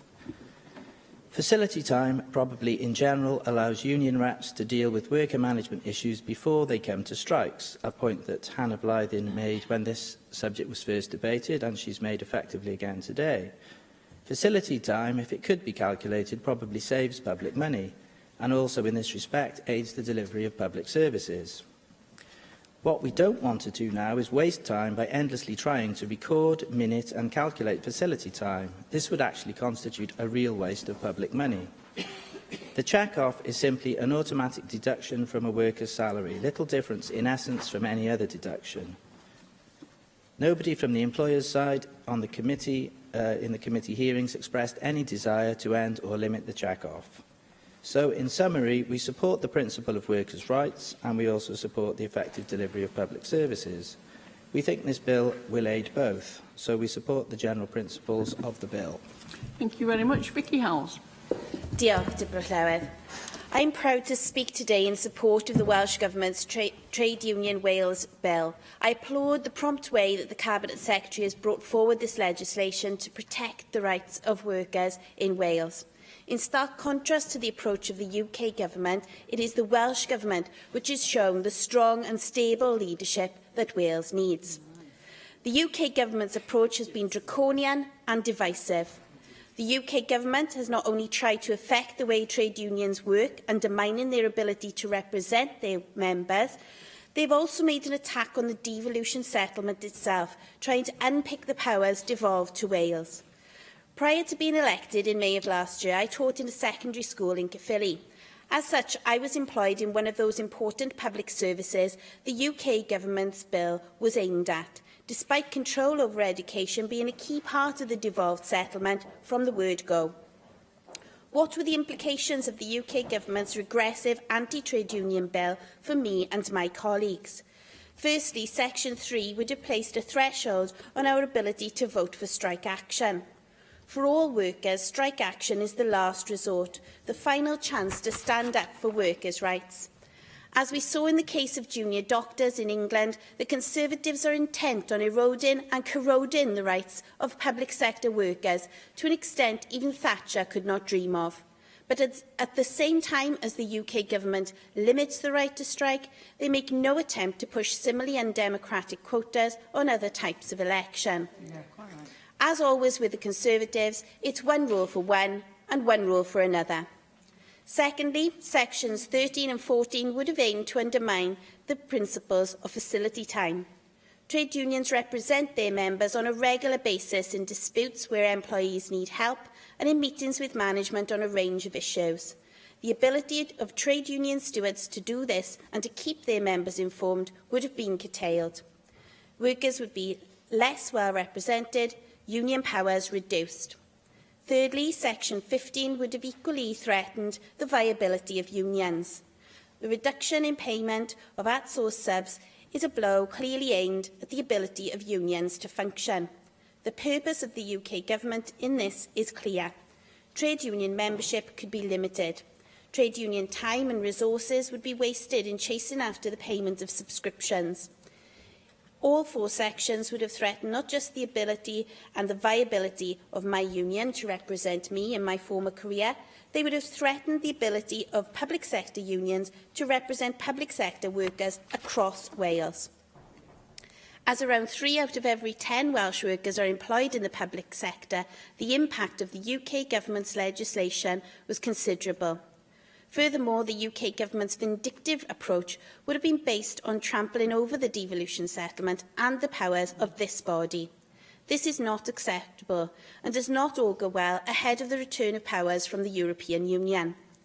I followed with great interest the Stage 1 inquiry by the Equality, Local Government and Communities Committee into the Welsh Government's proposed bill and would like to pay tribute to the Chair and committee members for this useful piece of evidence. What struck me was the overwhelming support for the bill's general principles. This came not just from those we would expect to back the bill, like the trade unions. It also came from evidence supplied on behalf of professional associations and, crucially, public sector employers. All these voices were joined in a chorus of approval for the bill.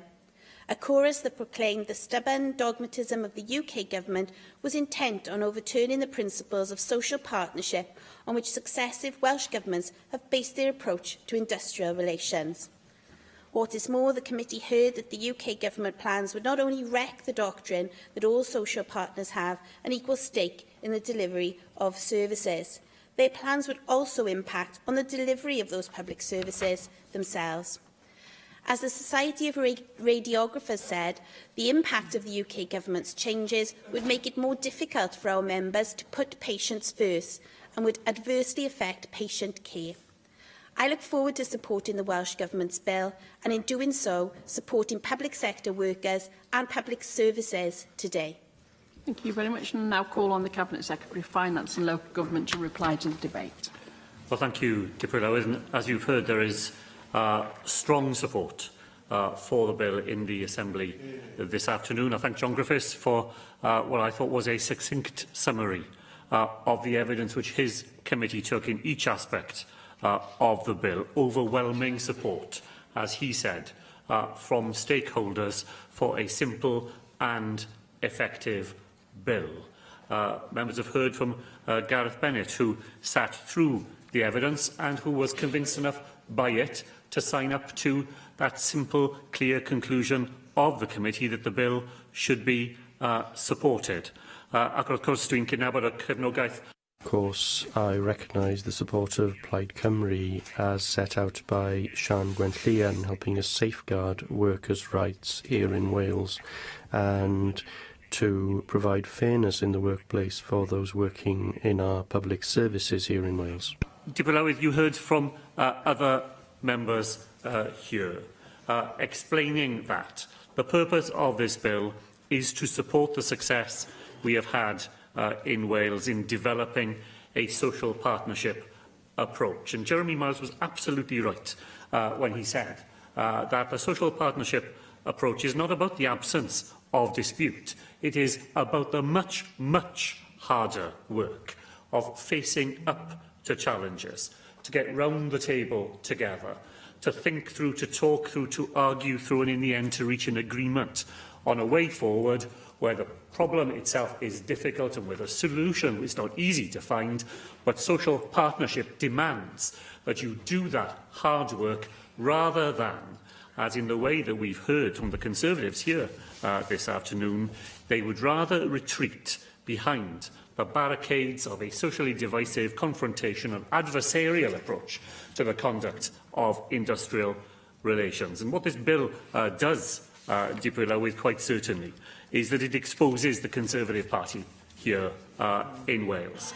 It exposes them as the reactionary force they are when it comes to social partnership. There is a Pavlovian response. There is a Pavlovian response from Conservatives, the Welsh Conservative Party. You mentioned the word trade unions, and they immediately begin to salivate with battles long ago. Time after time in this chamber, I've had to listen to Conservative Party members talk about the heroic efforts of public service workers here in Wales, while they seek to condemn the services that those people provide. Yet when those people turn out to be trade unionists, they go from being heroes of public service to people against whom the public at large have to be guarded against the dangers that they pose. Well, that is an argument that will not pass muster on the floor of this Assembly. And the second reason why the bill exposes the Conservative Party, and I thought this was an authentically shocking part of the one contribution we heard from the Conservative Party, is that it exposes them on the devolution issue as well. This is a bill which is being taken through the democratically elected forum of Wales. It is a bill that seeks to do things in our public services in the way in which we in Wales would choose to organise our affairs, and yet the Conservative Party is willing to wave the stick of a Westminster government prepared to reverse the democratic will of this National Assembly. I think that will be a democratic outrage should it take place, and I'm very disappointed and saddened to hear it being suggested on the floor of the National Assembly this afternoon. Instead, this small but important bill will do things in the way that we want to do them here in Wales, a way that we know that is effective, a way that we know will save money, will stop strikes, will protect the public and will improve our public services, because it will use the enormous reservoir of goodwill and effective action which trade unionists in all parts of our public services bring to the work that they do, making the contribution they do, a contribution recognised by employers, recognised by social partners, recognised by other parties here in the Chamber this afternoon, and I hope will be reflected in the vote that we will hold on it. Thank you very much. The proposal is to agree the motion. Does any member object? Okay, thank you. I will defer voting under this item until voting time. Motion to approve the financial resolution in respect to the Trade Union Wales Bill. Can I call on the Cabinet Secretary for Finance and Local Government to move the motion? Formally. Thank you very much. There are no speakers in this debate, and as we have deferred voting on the general principles of the bill, I will defer voting on this item until voting time. We have agreed voting time will take place before stage 3, before we enter the stage 3 of the Public Health Wales Bill. And therefore, unless 3 members wish for the bell to be rung, I will now proceed to voting time. Ring the bell, okay? Ring the bell, please.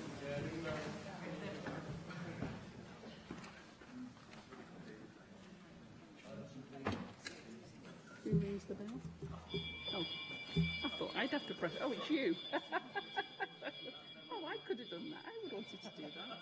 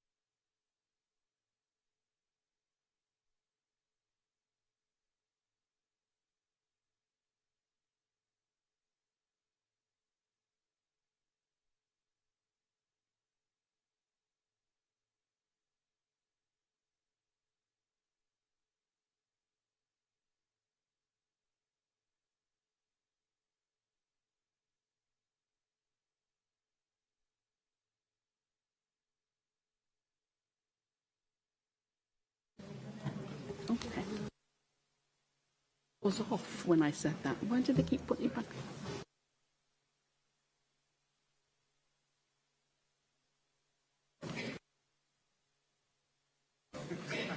Right, we'll move to vote on the general principles of the Trade Union Wales Bill and a call for a vote on the motion tabled in the name of Mark Drakeford. Open the vote.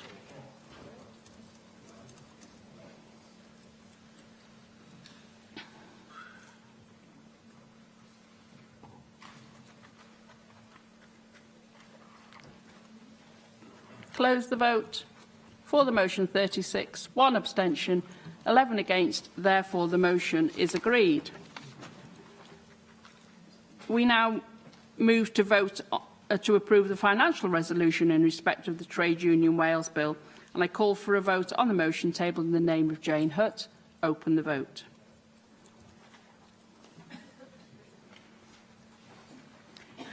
Close the vote. For the motion, 37, 1 abstention, 11 against. Therefore, the motion is agreed. Before we move to the Stage 3 debate on the Public Health Bill, the session will suspend for 10 minutes. The bell will be rung after 5 minutes, and can I urge you all to return to the chamber as soon as possible in order to proceed with expedience. Thank you.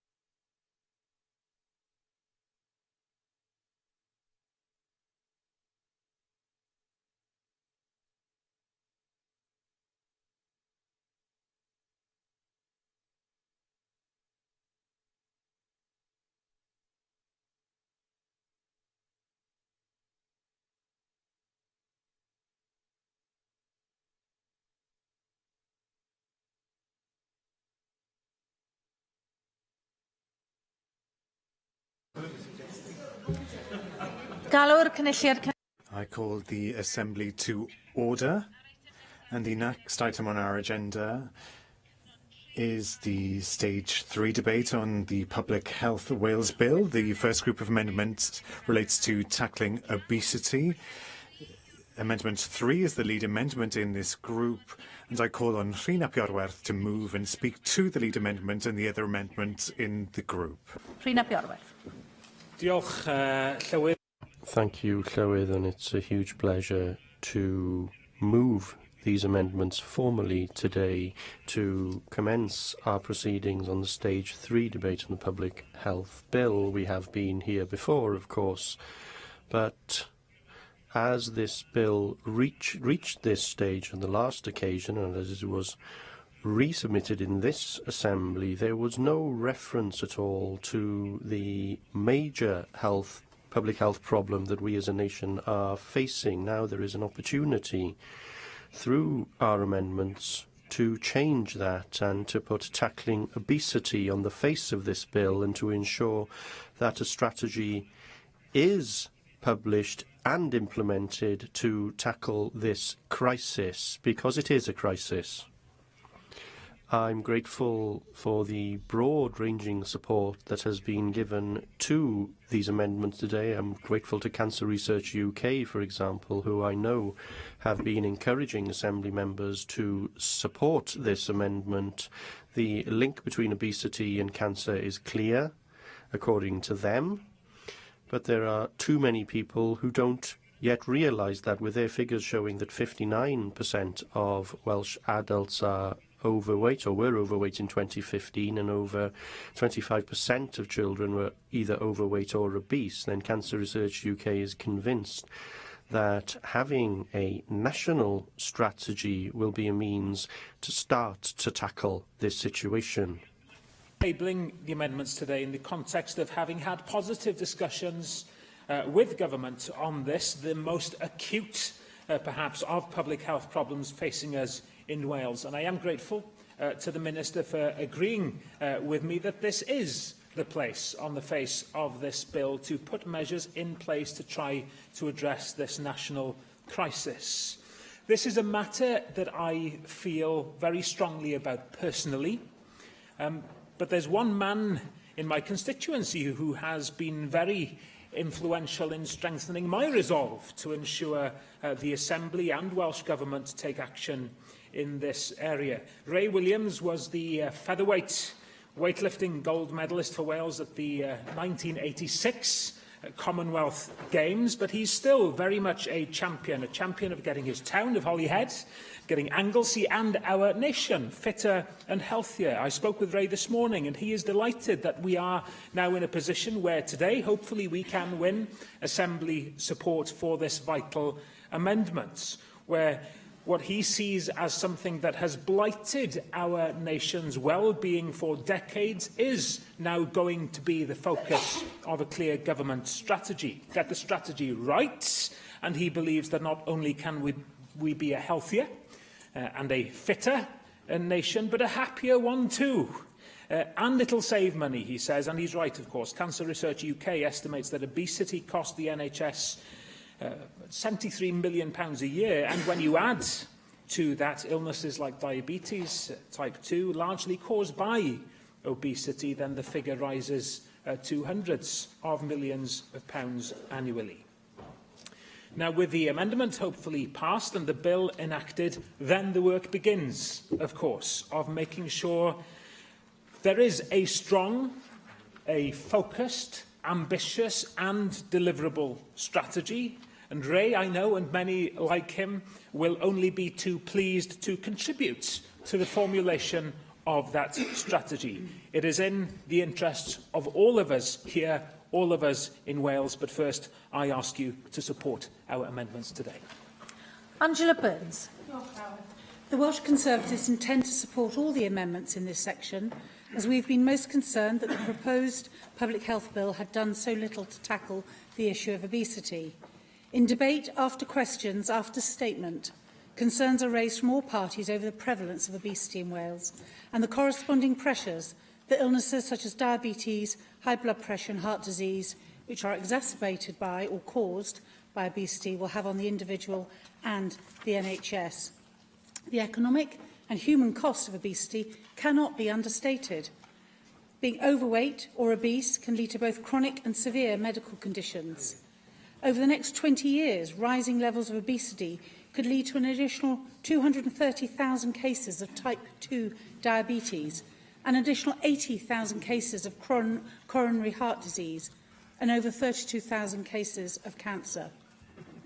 Over £1 million a week is spent by the Welsh NHS on treating obesity, and it is predicted that by 2050, as many as 60% of men and 50% of women could be obese.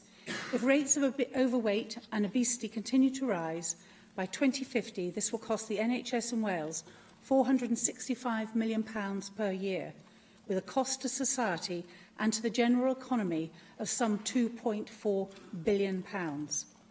There are no indications that obesity levels are currently declining. Therefore, we believe it is vital that the Welsh Government develop a cross-portfolio solution to tackle this growing challenge. Although this lead amendment, for which we are most grateful to Plaid Cymru for, is a step in the right direction, there are concerns that there is not the evidence base to underpin a meaningful and effective strategy in Wales, and therefore the Welsh Conservatives believe it is critical that the Minister should consult and engage widely across the public sector in Wales to ensure that all organisations are working collaboratively together to deliver these objectives. This way, duplication can be reduced, localised challenges can be targeted, and we can begin to develop a more detailed understanding of the complexities surrounding obesity levels and what can be done to reduce them. Dai Lloyd.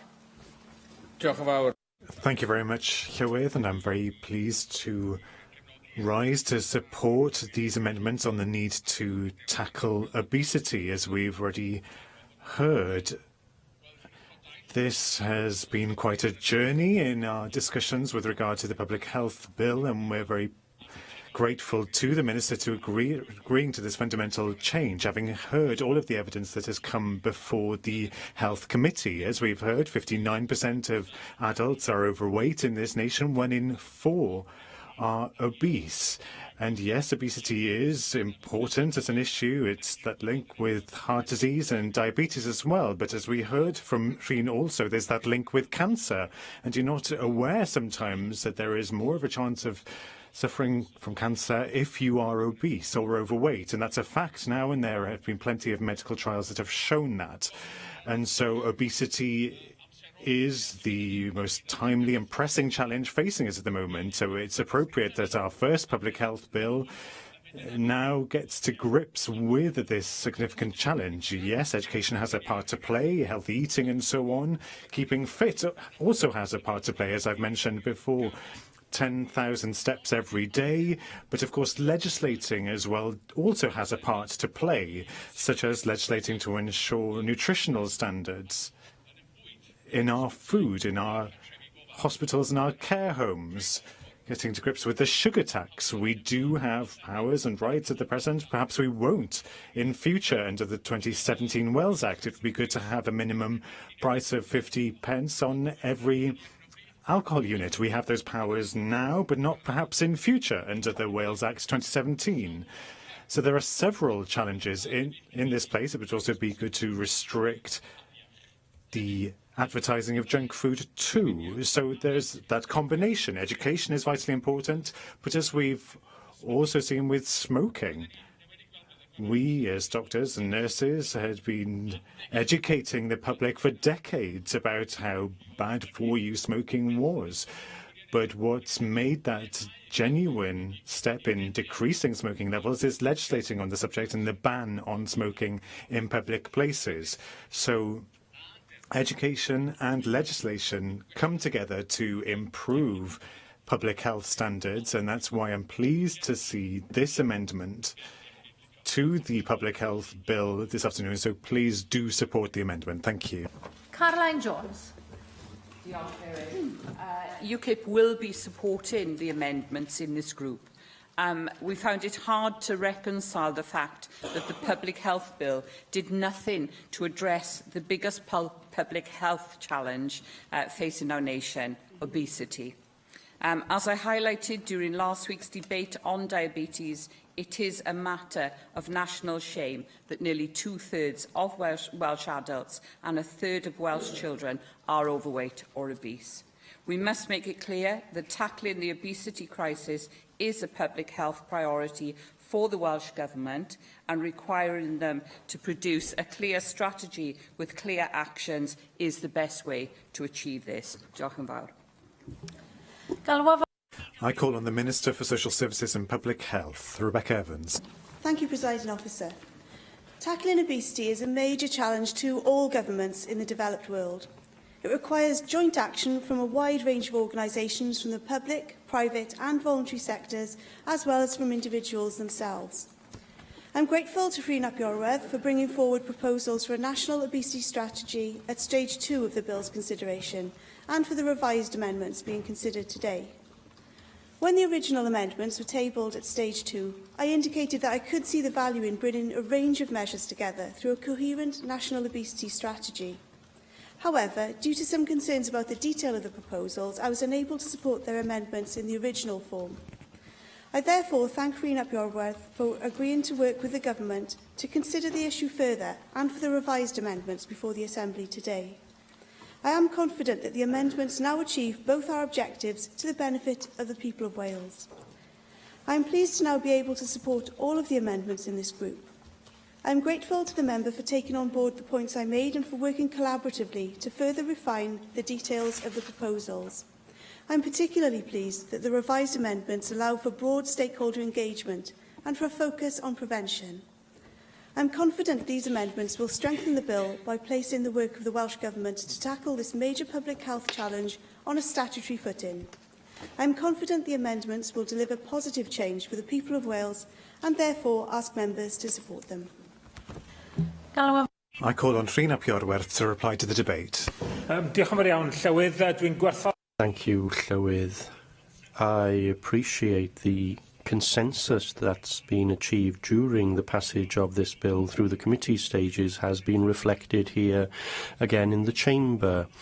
Each and every one of us at the beginning of this journey was aware that we were talking about a problem and a crisis here, and we all wanted to find a way of including it on the face of the bill. What we have delivered through negotiation and through seeking a joint way forward between ourselves and government is to ensure that we've reached that objective. I repeat that the challenge now, or the reality now, is that this is just the beginning of the journey. In having agreement to working towards a strategy, then we have to turn that principle into a strategy that will make a real difference, and I look forward to seeing these amendments formally approved now, and I look forward to see the development of that strategy, which could be the start of a journey to tackling this crisis, which is so damaging for us as a nation. If Amendment 3 is not agreed to, Amendments 4, 2 and 1 will fall. The question is that Amendment 3 be agreed to. Does any member object? No, so Amendment 3 is agreed in accordance with Standing Order 12.36. Amendment 4, Rhun ap Iorwerth. Formally. The question is that Amendment 4 be agreed to. Does any member object? Therefore, Amendment 4 is agreed to in accordance with Standing Order 12.36. The next group of amendments relates to smoke-free premises. Amendment 6 is the lead amendment in this group, and I call on the Minister for Social Services and Public Health to move and speak to the lead amendment and the other amendments in the group. Rebecca Evans. Thank you, Presiding Officer. The bill, as it currently stands, would, for the very first time, make 3 outdoor areas smoke-free. These are school grounds, hospital grounds and public playgrounds. I have been pleased to see the broad support for this significant step, which has been clear throughout the scrutiny process. During Stage 1 consideration of the bill, a number of suggestions were made for additional outdoor areas which should be smoke-free. I have been clear throughout that there are inherent complexities in such provisions, but I indicated that I would give active consideration to a 4th setting, namely early years settings, directly in response to the evidence of stakeholders and the Health and Social Care and Sport Committee's deliberations. As a result of that consideration, I am pleased to have brought forward the amendments in this group which would add the outdoor areas of registered care settings for children to the list of smoke-free premises. This is a natural next step which further protects children from the harmful effects of smoking and from seeing it as a normal everyday activity. Amendment 8 is the primary amendment in this group. It gives details of the settings to be covered, which are registered daycare settings for children and childminders providing care in their own domestic premises. The outdoor areas will only be smoke-free if the premises are being used for the care of children. In the case of childminders, the outdoor areas of their homes will only be smoke-free if one or more children are being cared for in the outdoor area. This ensures an appropriate balance is struck between the protection of children and the rights of any smokers living in the childminder's home. Amendments 6 and 7 relate to those who control or are involved in the management of the daycare premises or registered to act as a childminder. They'll be required to take reasonable steps to stop people from smoking in the smoke-free premises, and the amendments also make it an offence not to do so. Amendment 5 reflects the additional smoke-free requirements in the long title of the bill, and Amendment 9 adds the new section to be introduced by Amendment 8 to a list of premises designated as smoke-free by the bill. The remaining amendments in this group clarify that premises used wholly or mainly as dwellings cannot be made smoke-free using the power under Section 10 of the bill. They also provide the conditions must be met before premises used partly as dwellings may be made smoke-free in the future, using the regulation-making power in Section 10. I ask members to support all of the amendments in this group, which will provide important additional protections for children in Wales. Angela Burns. Whilst the Welsh Conservatives will be supporting the amendments in this section, we are concerned that this legislation is likely to have the largest impact on the working practices of small businesses. In many aspects, the success of this bill is dependent on the ability of small firms to comply with the changes in legislation, so it is vital that businesses are able to fully understand the implications of the bill. At stage 2, we tabled amendments to the bill that sought to provide greater clarity on the implementation of smoke-free premises, particularly for those who are self-employed or working from home, calling for the Minister to issue targeted and thorough guidance to small businesses that could demonstrate what is expected of them in regard to changes in the law. At that stage, the Minister gave her reassurances that any guidance issued in regards to smoke-free premises would, and I quote, set out people's responsibilities in lay terms and will therefore help persons affected by the legislation to understand what their new responsibilities are. And the Minister went on to give further assurances that the guidance issued on the smoking ban in public places in 2007 would be updated and reissued. So on these grounds, we agreed not to retable the amendments at stage 3.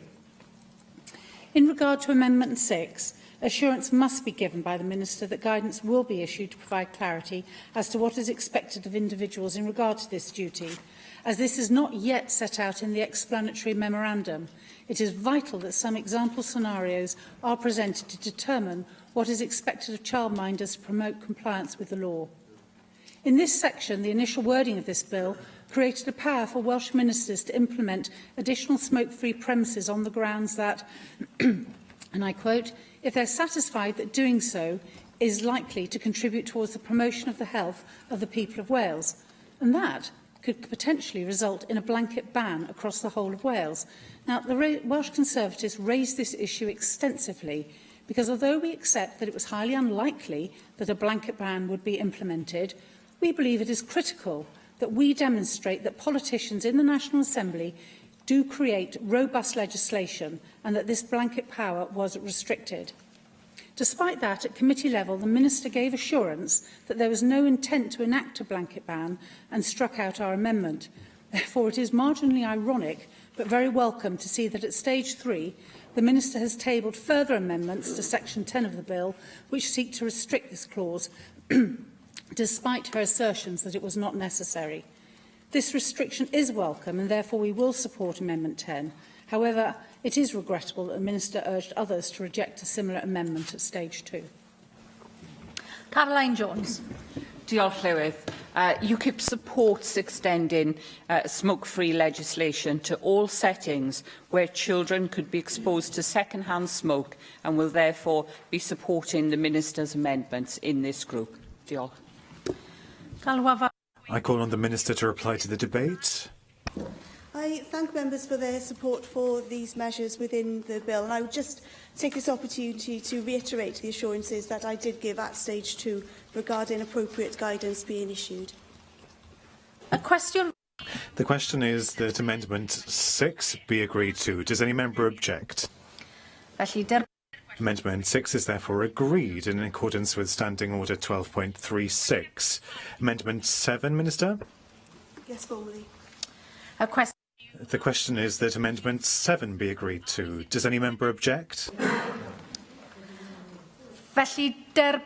Amendment 7 is therefore agreed to in accordance with Standing Order 12.36. Amendment 8, Minister? Formally.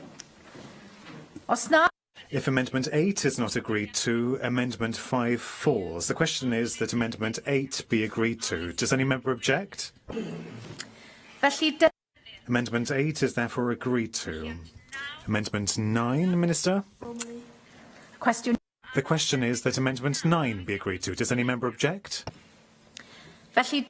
Amendment 9 is therefore agreed to. Amendment 10, Minister? Yes, moved. Question. The question is that Amendment 10 be agreed to. Does any member object? Amendment 10 is agreed. Amendment 11, Minister? Formally. The question is that Amendment 11 be agreed to. Does any member object? Amendment 11 is agreed. Amendment 12, Minister? Formally. A question. The question is that Amendment 12 be agreed to. Does any member object? Amendment 12 is agreed. Amendment 13, Minister? Yes, moved. The question is that Amendment 13 be agreed to. Does any member object? Amendment 13 is agreed. Amendment 14, Minister? The question is that Amendment 14 be agreed to. Does any member object? Amendment 14 is agreed. The next group of amendments relates to smoking and enforcement. Amendment 15 is the lead amendment in this group, and I call on the Minister to move and speak to the lead amendment and the other amendments in the group. Rebecca Evans. Thank you. The amendments in this group are all technical in nature and make minor changes to aid understanding of the provisions. They reflect changes made at stage 2 to name the enforcement authorities for the smoke-free premises provisions on the face of the bill, rather than designating them in regulations as initially planned. None of the amendments makes a substantive change to the provisions, and I urge members to support these technical amendments. There are no speakers on these amendments. Therefore, I take it that the Minister doesn't want to reply to the debate. Therefore, the question that follows from that is that Amendment 15 be agreed to. Does any member object? Amendment 15 is agreed. Amendment 16, Minister? Formally. The question is that Amendment 16 be agreed to. Does any member object? Amendment 16 is agreed. Amendment 17, Minister? Question. The question is that Amendment 17 be agreed to. Does any member object? Amendment 17 is agreed. Amendment 18, Minister? Yes, formally. Question. The question is that Amendment 18 be agreed to. Does any member object? Amendment 18 is agreed. Amendment 19, Minister? Formally. The question is that Amendment 19 be agreed to. Does any member object? Amendment 19 is agreed. Amendment 20, Minister? Yes, formally. Question. The question is that Amendment 20 be agreed to. Does any member object? Amendment 20 is agreed. The next group of amendments relates to retailers of tobacco and nicotine products. Amendment 32 is the lead amendment in this group, and I call on Angela Burns to move and speak to the lead amendment and the other amendments in the group. Angela Burns. In keeping with the Welsh Conservative policy intent to protect small businesses from undue penalisation from this legislation, we have tabled this amendment that sets out an intent to protect retailers and their data by ensuring that only relevant information is held about them on the retailer's register. We welcome the willingness of the Minister to work with us in this regard and to share our concerns as to what is reasonable when it comes to storing information on retailers. At the committee stage, the Minister stated, one of the key considerations when developing the retail register was ensuring that the appropriate balance is struck between achieving the policy aims whilst minimising the burden on retailers. In line with this guiding principle, we would not want to include extra details, such as photographs, unless it became absolutely necessary. Nonetheless, it is important that the ability to add additional information to the retail register is retained in order to be able to respond to changing circumstances. I raise this as a major concern because actually small businesses are usually very tight on time, don't have rafts of experts to help them, and could be put under immense pressure if a county council or any other authority chose to try to extract more information from them. So I'm very pleased that the Welsh Conservative amendments at stage 2 prompted a reconsideration of section 27 brackets on 6 brackets off by the Minister, and I would like to thank both the Minister and her lawyer in helping us to review this section, and the lawyer for her help in redrafting it. And I would ask members to support this amendment. I call on the Minister, Rebecca Evans. Thank you. I'm grateful to Angela Burns for bringing forward Amendment 32, following an issue that she raised at stage 2 about the potential for the registration authority to include information on the register which is not consistent with the policy intent. I'm happy to confirm that the Government will support this amendment. However, the acceptance of Amendment 32 raises an issue which needs to be addressed. Amendment 32 would prevent information being included on the register about whether or not a retailer offers home delivery or collection services. It's important that this information is available to enforcement authorities to aid with the enforcement of the new offence of handing over tobacco and so on to persons under the age of 18, to be introduced by Part 2, Chapter 4 of the Bill. Amendment 21 is required to allow that information to be available on the register. Therefore, I ask members to support both amendments in this group, which together ensure that only appropriate information is included on the register and that enforcement authorities can access the information they need about provision of home delivery and collection services. I call on Angela Burns to reply to the debate. Just to say thank you very much, Minister, for your cooperation, and I would like to reiterate once again that the Government lawyer was most helpful in this matter. The question is that Amendment 32 be agreed to. Does any member object? Amendment 32 is agreed. Minister, Amendment 21? The question is that Amendment 21 be agreed to. Does any member object? Amendment 21 is agreed. The next group of amendments relates to special procedures licences. Amendment 22 is the lead amendment in this group, and I call on the Minister to move and speak to the lead amendment and the other amendments in the group. Rebecca Evans. The amendments in this group propose a series of changes to the part of the bill creating a new licensing system for special procedures, namely body piercing, tattooing, acupuncture and electrolysis. I am encouraged that these proposals have attracted widespread general support, as they will provide important protections for the public who choose to have these procedures. The first amendment in the group is the result of the careful consideration I have given to concerns raised by Rhys Iorwerth at stage 2. These specifically related to the potential serious health implications of tattooing of the eyeball and the need to ensure this practice should only be carried out by appropriately qualified individuals. In response to these concerns, I made a commitment to work with the member to ensure the consultation on the mandatory licensing conditions captures tattooing of the eyeball to enable appropriate and proportionate safeguards to be put in place. Amendment 22 fulfils this commitment by putting it beyond doubt that mandatory licensing conditions can make provision about standards of competence, relevant to performing a special procedure on a specific part of an individual's body, such as an eye, including by reference to qualifications or experience.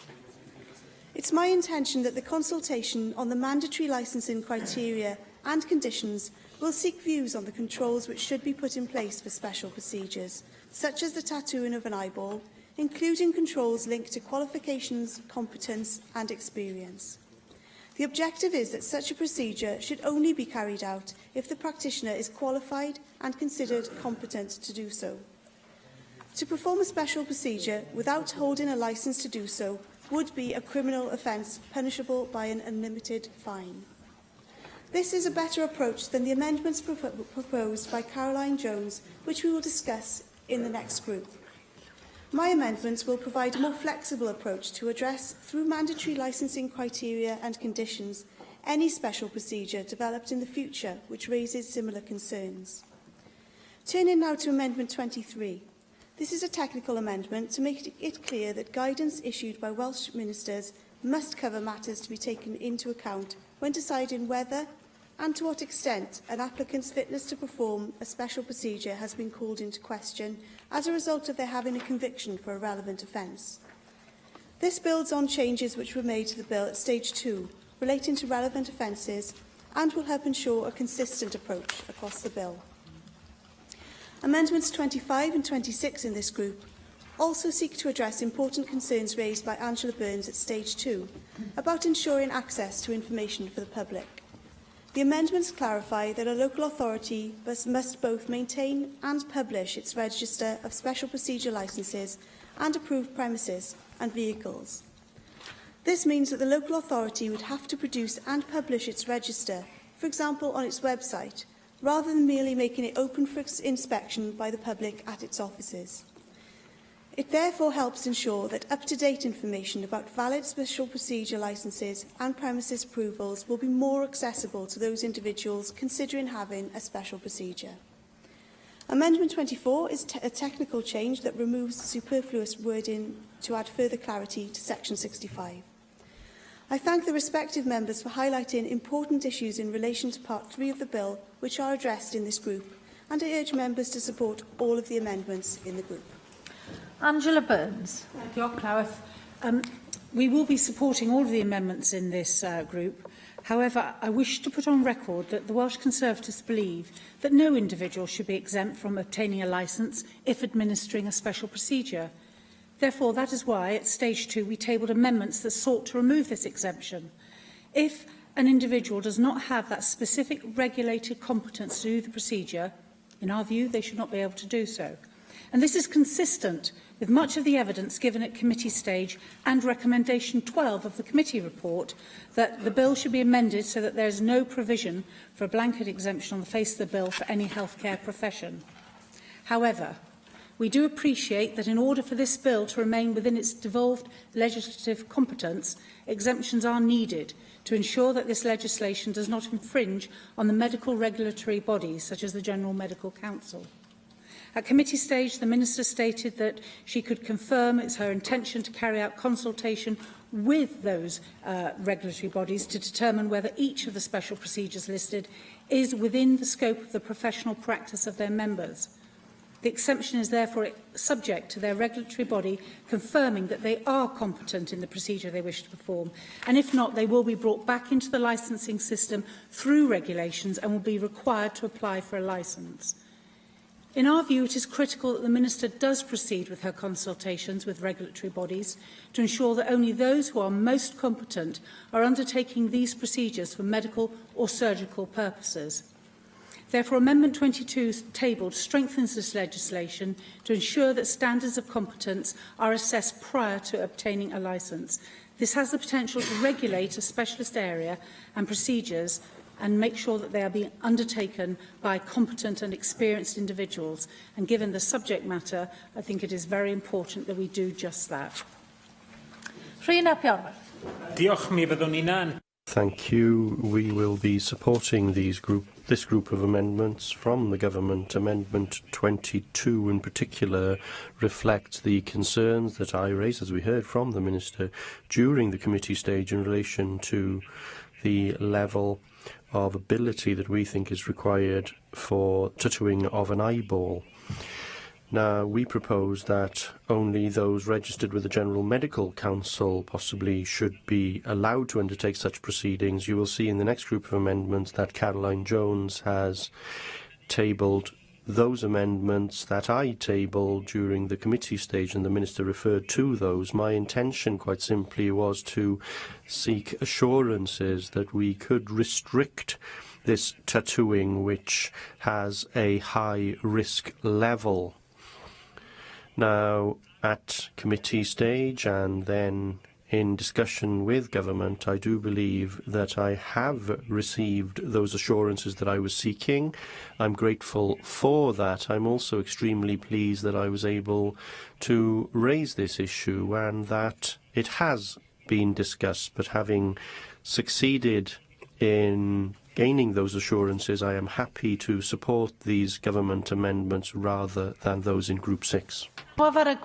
Call on the Minister to reply to the debate. Rebecca Evans. Thank you. And I particularly thank Rhun ap Iorwerth for his support of the amendments within this particular group, reflecting the concerns that he raised at stage 2, and also thank others who will be supporting these amendments. And would like to take this opportunity to confirm that I will be consulting with the professional bodies on the exemptions issue as a matter of priority, as confirmed at stage 2. The question is that Amendment 22 be agreed to. Does any member object? Amendment 22 is agreed. Amendment 23, Minister. The question is that Amendment 23 be agreed to. Does any member object? Amendment 23 is agreed. Amendment 24, Minister. The question is that Amendment 24 be agreed to. Does any member object? Amendment 24 is agreed. Amendment 25, Minister. The question is that Amendment 25 be agreed to. Does any member object? Amendment 25 is agreed. Amendment 26, Minister. The question is that Amendment 26 be agreed to. Does any member object?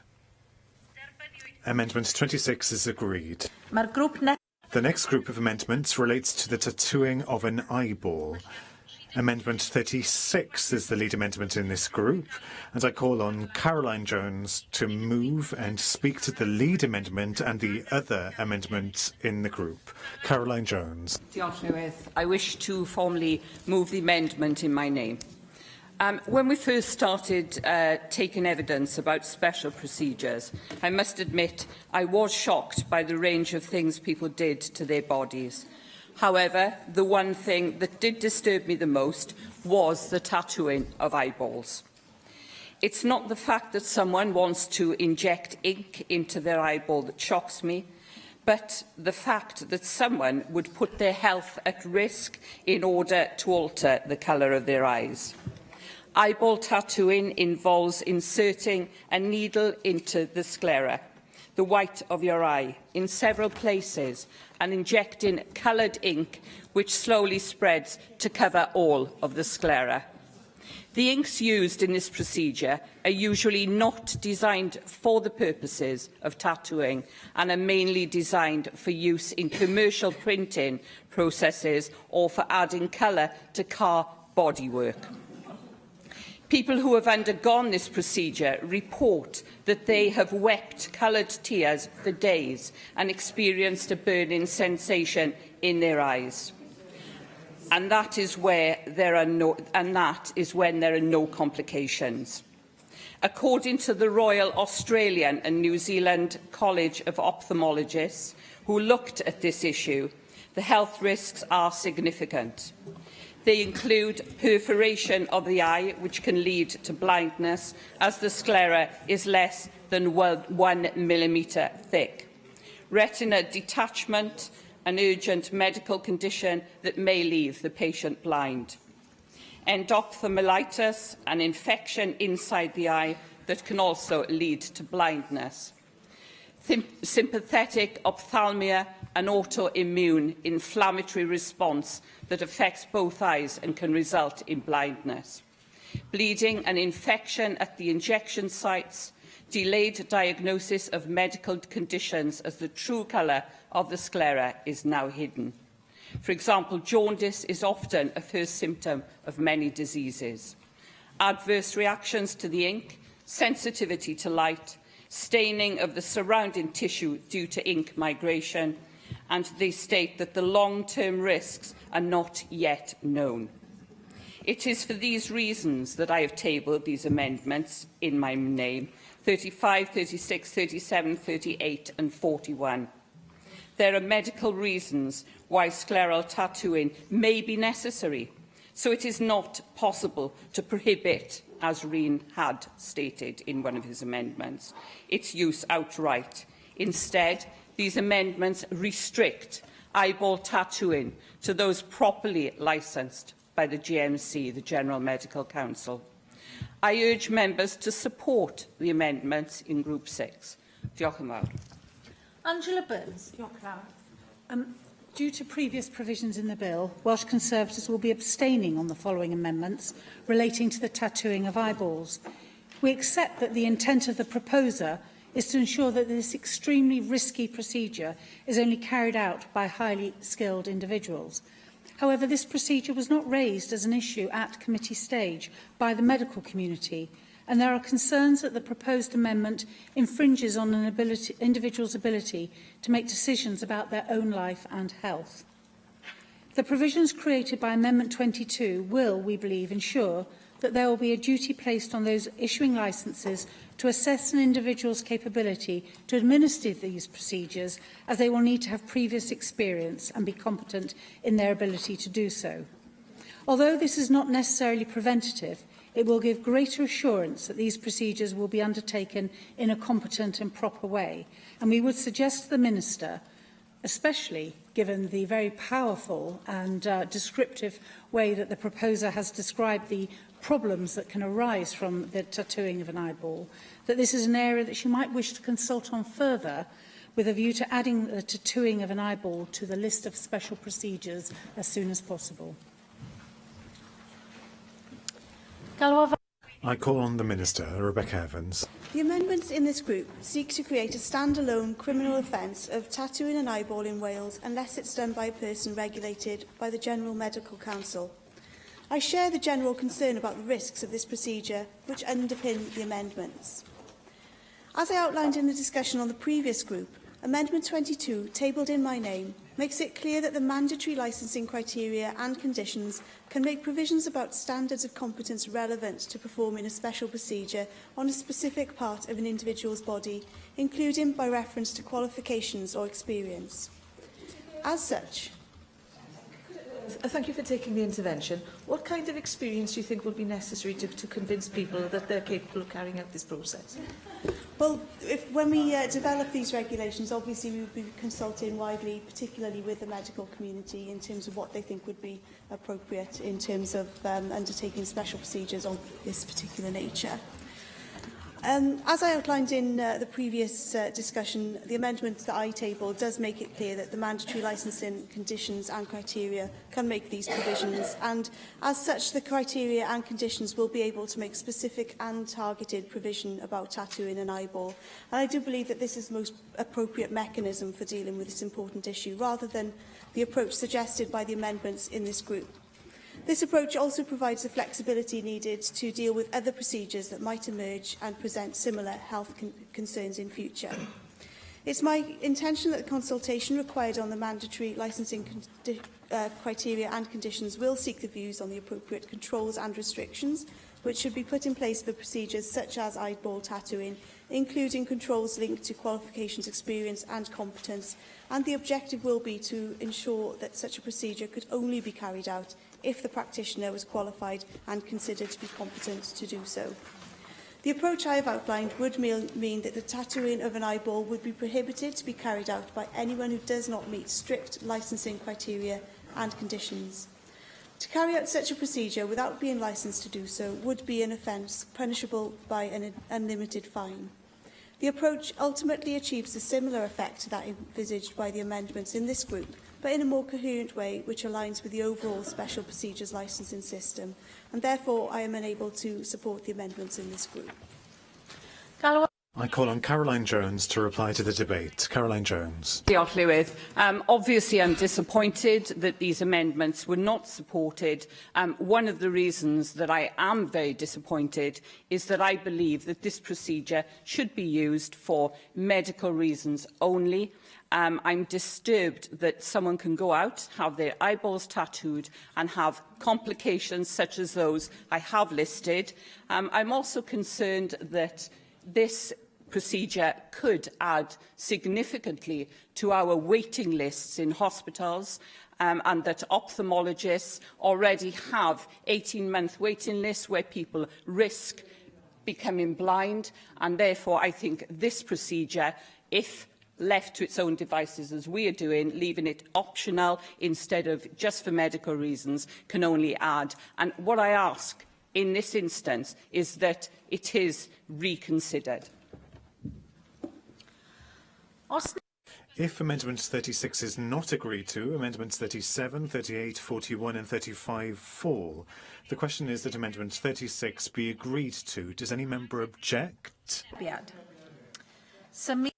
We'll therefore proceed to an electronic vote.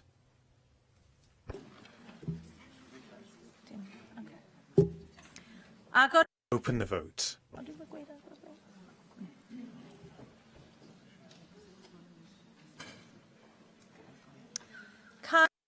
Close the vote. In favour 4, 11 abstentions and 35 against. Therefore, the amendment has been rejected.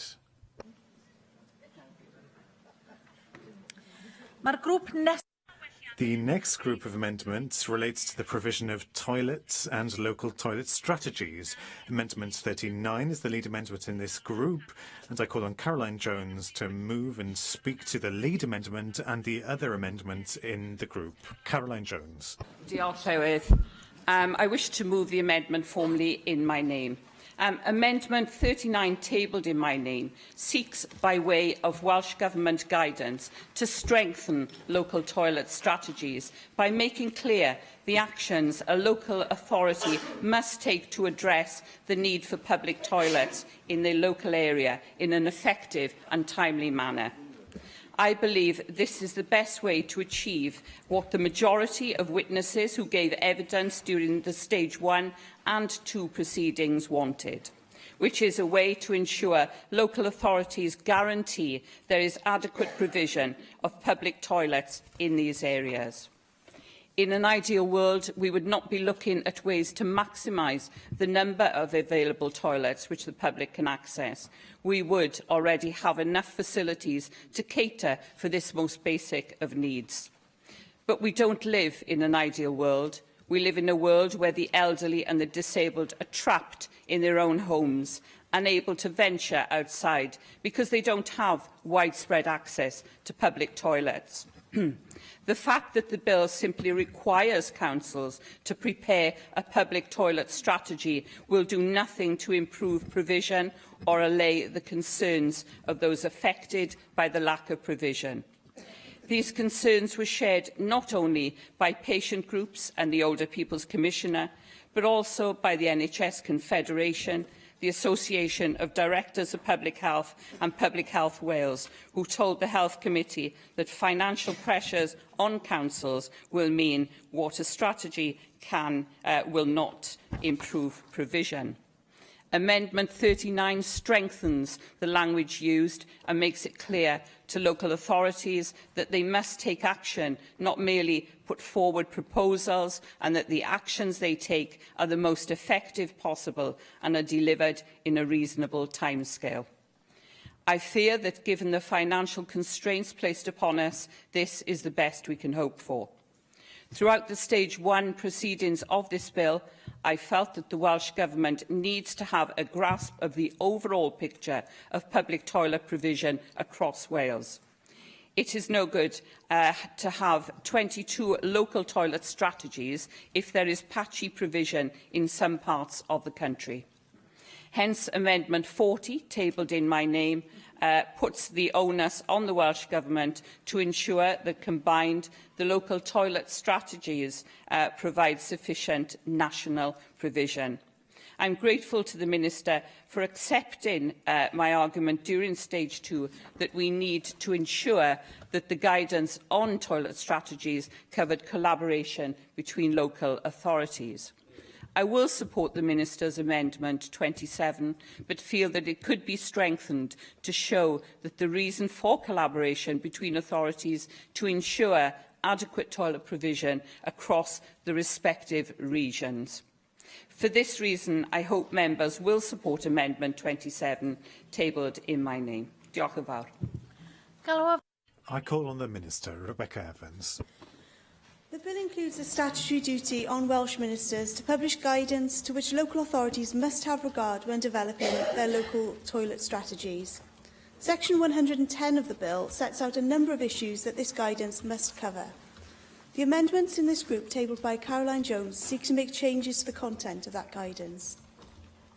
When Amendments 39 and 40 were considered at stage 2, I explained I was unable to support them as they go beyond the policy intent and would produce inconsistencies within the bill. This remains my view, and I am unable to support them today. However, at stage 2, I also made a commitment to give further consideration to one of the issues raised in a related amendment, namely collaboration between local authorities in addressing needs for toilet provision which could involve more than one authority. This might include, for example, provision on a major route which crosses two or more authorities.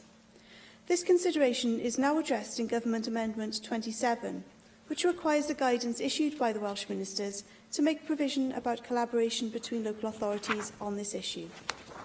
Amendment 27A, however, seeks to extend this amendment by putting costly duties on local authorities during a period of austerity. Again, this would go beyond the policy intent, which is to improve the planning of toilets available to the public so that they better meet the needs of communities. It would also result in inconsistencies within the bill.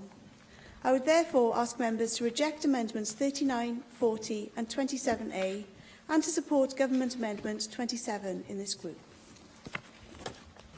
I call on Caroline Jones to reply to the debate. Diolch, Llywydd. Obviously, I'm disappointed that the amendments I tabled have been rejected.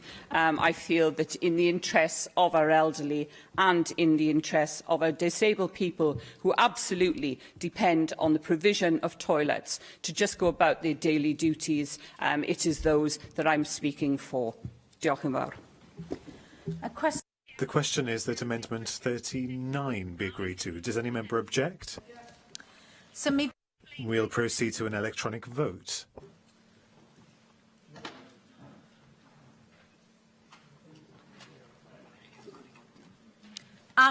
Open the vote.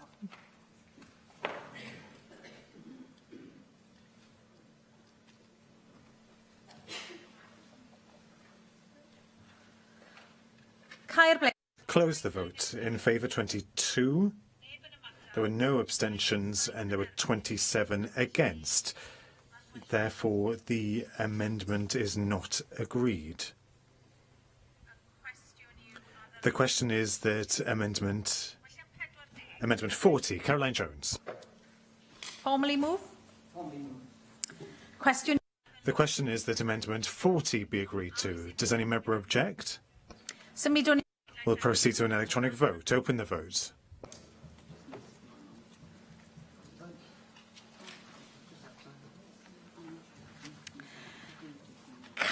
Close the vote. In favour 20, no abstentions and 27 against.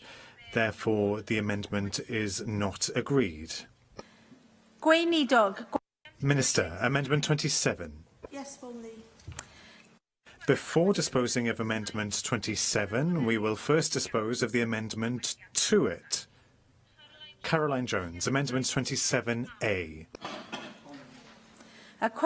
The question is that Amendment 27A be agreed to. Does any member object? We'll proceed to an electronic vote. Open the vote.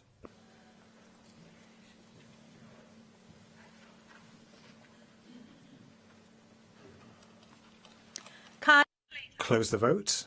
In favour 24, no abstentions, and there were 27 against. Therefore, the amendment is not agreed.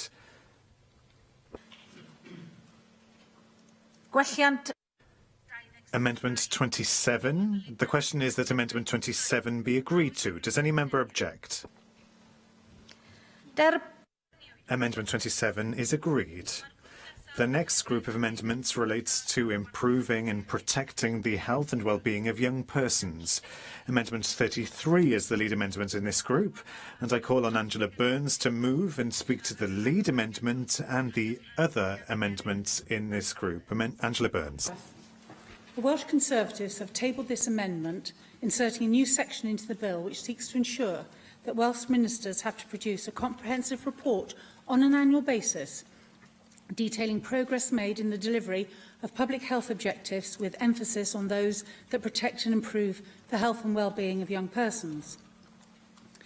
There is no doubt that ensuring people stay well and maintain a healthy lifestyle is of vital importance to the individual and consequently is of enormous benefit to the public purse. Educating the younger generation is an obvious place to start. If we can improve their physical and mental health and sense of well-being, then we are all alleviating the pressures of the future. Public health researchers at Cardiff University found that following a healthy lifestyle, not smoking, maintaining a healthy body weight, limiting alcohol intake, are integral in curbing the likelihood of chronic illness. This amendment also seeks to ensure that focus is maintained on the vital importance of public health to ensure that all Assembly members are able to effectively scrutinise the outcomes of this legislation by virtue of an annual report which will provide both Welsh Government and Assembly members the opportunity to benchmark and monitor progress. The data produced by this exercise will also inform the wider debate over the acute challenges we face in public health. The OECD report 2016 identified that Wales lacked robust data reporting mechanisms to accurately reflect key parameters needed to improve health services across Wales. When you consider that socio-economic deprivation is directly linked to public health outcomes, personified by the fact that lung cancer prevalence is highest in South East Wales valleys, it is clear that we not only need to collect data to improve public health outcomes, but we also need to promote a prevention-first strategy in which children and young people are put to the forefront of public health messaging in Wales. That recent OECD report acknowledged a 10-year decline in reporting across Wales. The report went on to stipulate that there is potential for community health councils to play a valuable role in reflecting the patient voice across Wales. It is critical now that the Welsh Government acts to not only strengthen its reporting arrangements, but widens the public engagement process. This is crucial in putting the role of an integrated health system, which serves Wales collectively, into place. This amendment would also help to promote collaboration between local health boards and local authorities with an emphasis on schooling and engagement. Central to this is ensuring that public health messaging from health boards and the effective marketing of public health initiatives is taken forward in collaboration with educational bodies. For example, when we seek to improve the health and well-being of young persons, we must recognise that inactivity is a hidden killer, contributing to 1 in 6 deaths in the UK, the same level as smoking. More than 1 in 3 people in Wales are inactive, failing to be active for more than 30 minutes a week. And we already know that physically inactive individuals spend an average of 38% more days in hospital, they make 5.5% more GP visits and access 13% more specialist services and 12% more nurse visits than an active individual. Yet the Welsh Government, despite its list of commitments to increase physical participation amongst Wales's population, has cut its funding to physical activity programmes. In the 2016-17 budget, the Welsh Government cut the delivery of effective sports and physical activity programmes from £26,891,000 to £22 million. This represents a real terms decrease of 7%. And the numbers of hours dedicated to PE at primary school level has also declined across Wales. In 2010-11, an average of 115 minutes per week was spent on PE lessons at primary school level. However, the latest statistics shows that this currently stands at 100 minutes in 2014-15, and this is in contrast to the noted successes of the UK Government who introduced the PE and Sport Premium, which was designed to help primary schools improve the quality of the PE and sports activity they offer their pupils, and who they have invested over £450 million during the last 3 academic years. This amendment would reinforce the importance of public health being integrated and promotes collaborative working, which in turn would lead to a more effective use of the budget and would ensure greater outcomes. Furthermore, it will drive a partnership between health professionals and schools to ensure that factors such as nutrition are also considered when schools are putting forward their lunch menus. Because despite all the talk, currently healthy eating guidelines are not being achieved by many people in Wales. Guidelines promote eating at least 5 portions of fruit and vegetables each day, with meals based on starchy carbohydrates like potatoes, rice and pasta. However, these guidelines merely promote having a balanced diet. With regard to tackling obesity, there should be more detailed advice and targeted support available so people at risk of obesity can make informed decisions about their nutrition. Make no mistake, messaging to children, young people and indeed adults needs to step up in effectiveness and cohesion.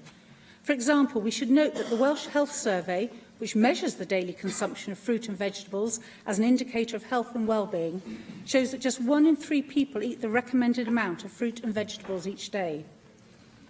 And there are questions as to whether current guidelines on healthy eating are actually able to promote healthy lifestyles and tackle obesity. The National Obesity Forum has produced a damning report which highlights that current dietary guidelines are failing to tackle the ever-growing challenge of obesity. The report criticises existing guidelines that promote low-fat diets and high carbohydrate intake in order to have a balanced diet. Creative, informative and motivational messaging is critical to helping to improve public health in Wales, and we need to ensure that public health messaging from health boards and effective marketing of public health initiatives is taken forward in collaboration with educational bodies. This amendment, Minister, will also ensure greater data collection is taken forward in terms of identifying the parameters that allow better public health outcomes. Finally, this amendment will require ministers to report progress to the National Assembly for Wales on a yearly basis, and as such allow all members here to benchmark and scrutinise Welsh Government progress in improving public health for the youngest in our society, and I ask members to support it. Thank you very much, and Plaid Cymru is pleased to support these amendments. We often hear about the difficulty that patients of all ages face when there is a variety of public bodies responsible for the services that they receive. And this, of course, includes young people. They are no different. Indeed, one could argue that they are in more complex positions on occasion if you add the school or educational institution as another layer of public service which plays a part in decisions on care and support for young persons. And I, like many here, I'm sure will have dealt with a number of cases in my own constituency related to mental health problems suffered by young people, some of them very serious problems, and the role of the school in the treatment and care provided is often centrally important. Therefore, collaboration is important. It doesn't always happen as we would like to see it happen, and this amendment would at least lead to the need to report back on the level of collaboration that currently exists. I'm also pleased to see that the amendment specifically notes that reports should refer to obesity levels, something that we've already discussed here this afternoon, and to nutrition, and also emphasises the need that public health messages should be communicated effectively to young people and should be communicated in a way which is seen as relevant to young people, and therefore we are happy to support these amendments. I was very struck by the points made by Angela Burns, and before the Minister replies, I wondered if she could say whether the Government supports the approach of the Soil Association certification of school meals and their approach to good food for all, which ensures that children are eating freshly produced produce rather than stuff that's been bought in and cooked chilled, and also with an emphasis on the schools actually ensuring that children are encouraged to eat new vegetables and fruit and taste things that they may not get at home.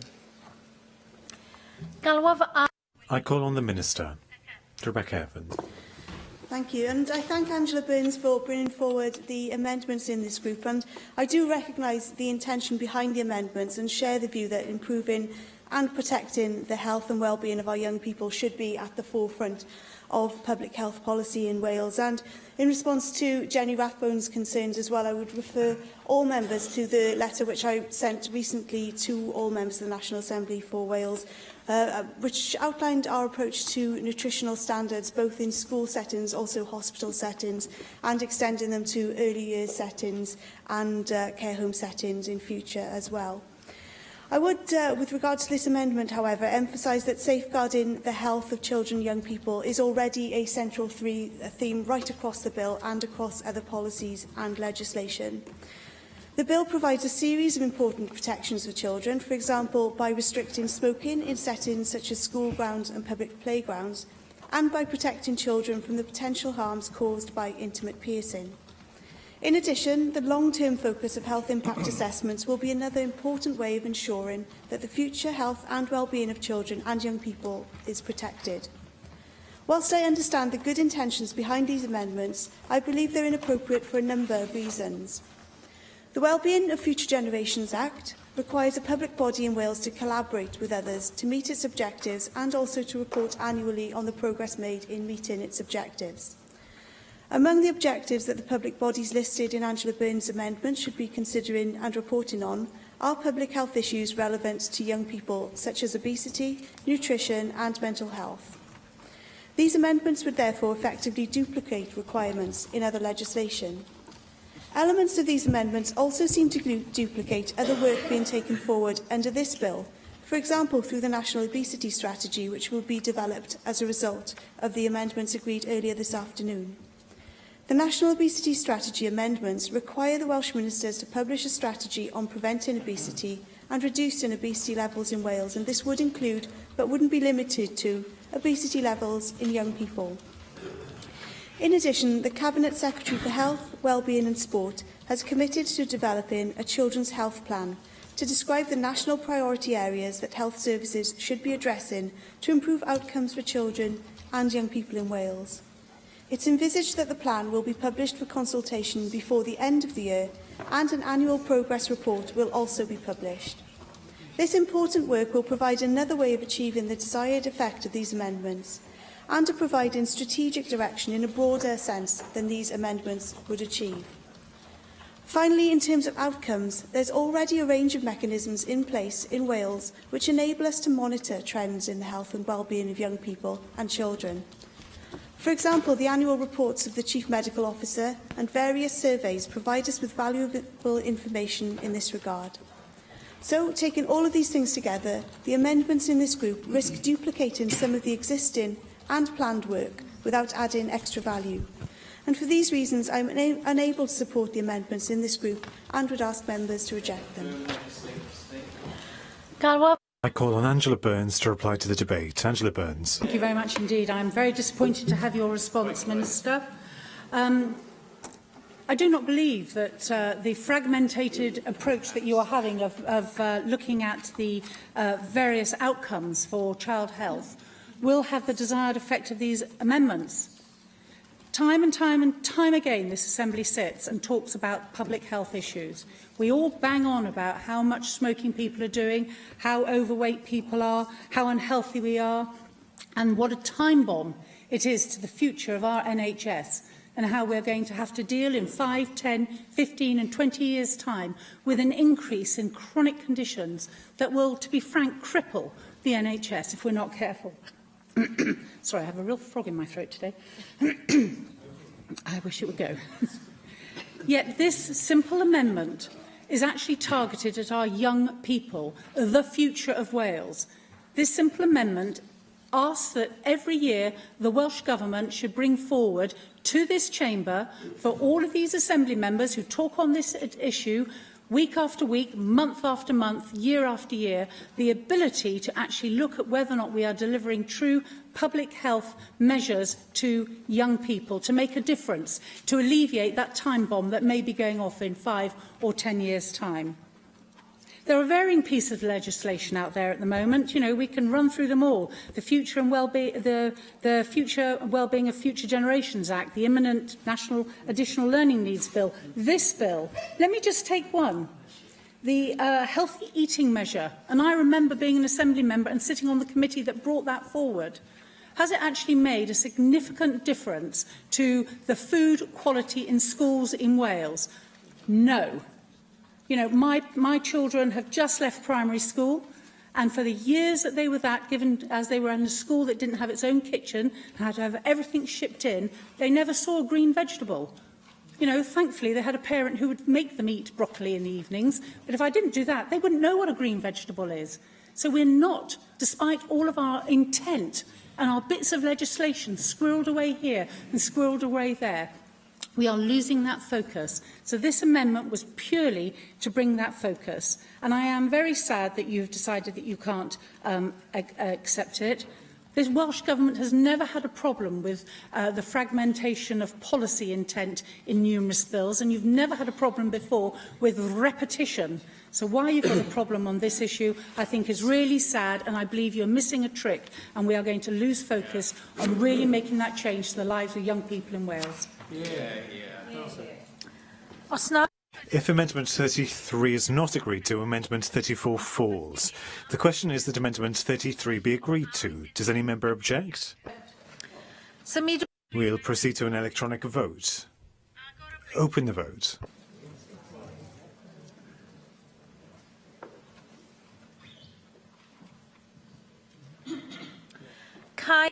Close the vote. In favour, 24. No abstentions and 27 against. Therefore, the amendment is not agreed.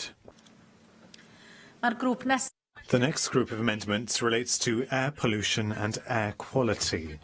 Amendment 44 is the lead amendment in this group, and I call on Simon Thomas to move and speak to the lead amendment and the other amendment in the group. Simon Thomas.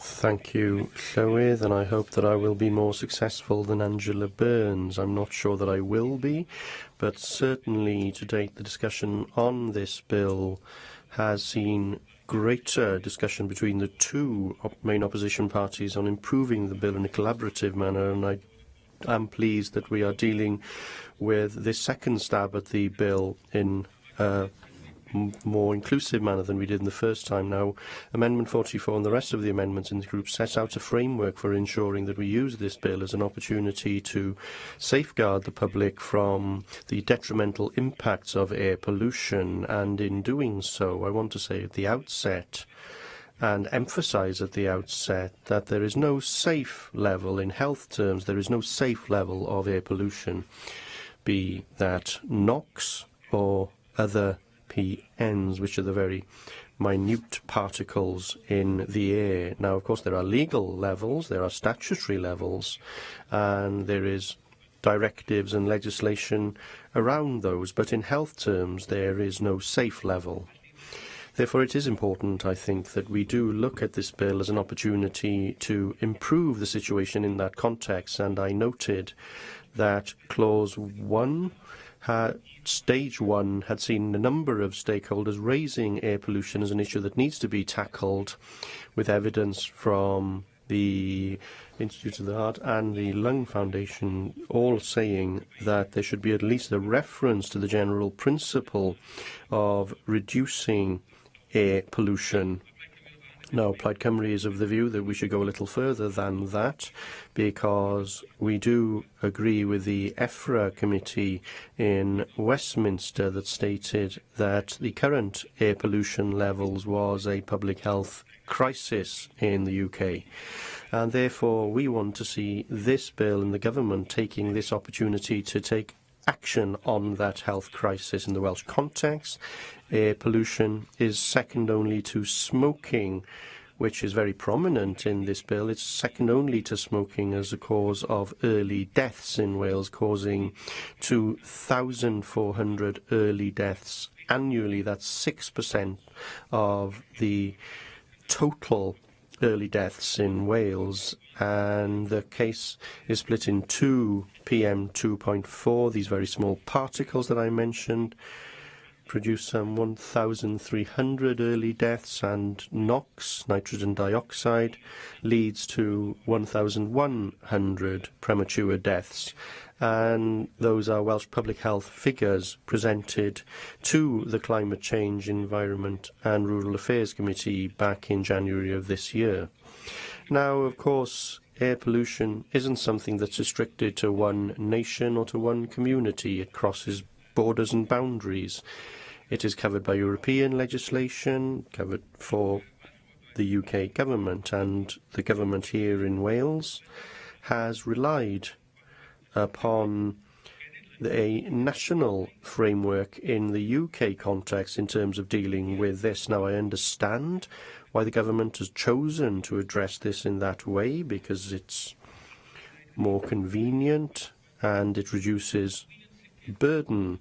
But I certainly can't place my trust in the current government, which is currently being re-elected. Perhaps we'll have to wait and see in terms of tackling air pollution.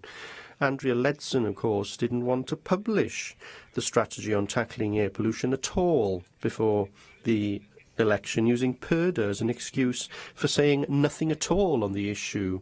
And environmental lawyers from Client Earth had to take this to court to ensure that the strategy was published by the government in Westminster, and it was published at the end of last week after these amendments were tabled. So there is something in these amendments that perhaps would be altered by that strategy. But what's important in my view and Plaid Cymru's view is that we shouldn't rely on the Westminster government to produce a strategy, but that the Welsh government should also provide, prepare and publish an air pollution strategy for Wales, which sets out how air pollution can be reduced.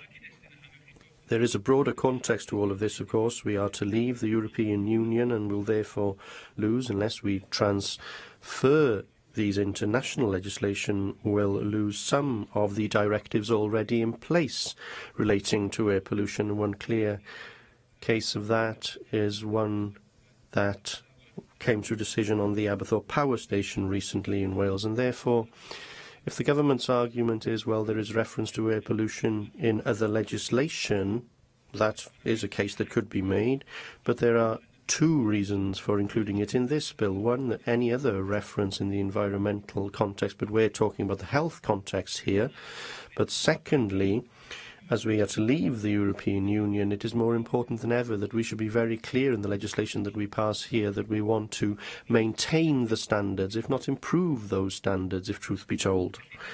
Therefore, that is the context in which I seek to move Amendment 44 and the other amendments. Now, Amendment 44 recognises that the UK government does lead in this area and states that we need to publish a national Welsh strategy no later than 6 months after the publication of the UK government's air quality programme. I think in seeing the report of the strategy published at the end of last week that the government has already committed to some response within 12 months, so it's 6 months in the amendment, and I think the government has said that it would respond within a year.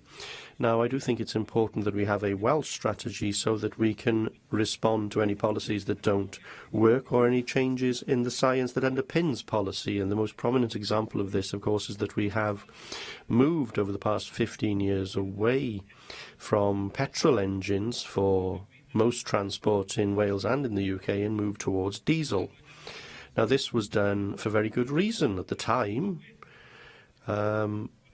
The increase in the number of diesel cars from 10% of vehicles sold at the beginning of this century to over 50% which is an increase of 3.2 million to 8.2 million by 2010. Now, the problem was this, and I don't blame Gordon Brown or the Labour Party here, if truth be told, because they were responding to the situation as they saw it then. But the problem was this, that the car manufacturers had conned us, they'd misled us, they'd fixed the tests to demonstrate that these diesel engines weren't emitting PMs in laboratory conditions, but once we put them on the roads in a day-to-day scenario, then the emissions were extremely damaging from these diesel engines. And I admit that I was one of those people who did switch to diesel for those reasons, and I now find myself in a situation where I am polluting the air every time I use my car. We need to tackle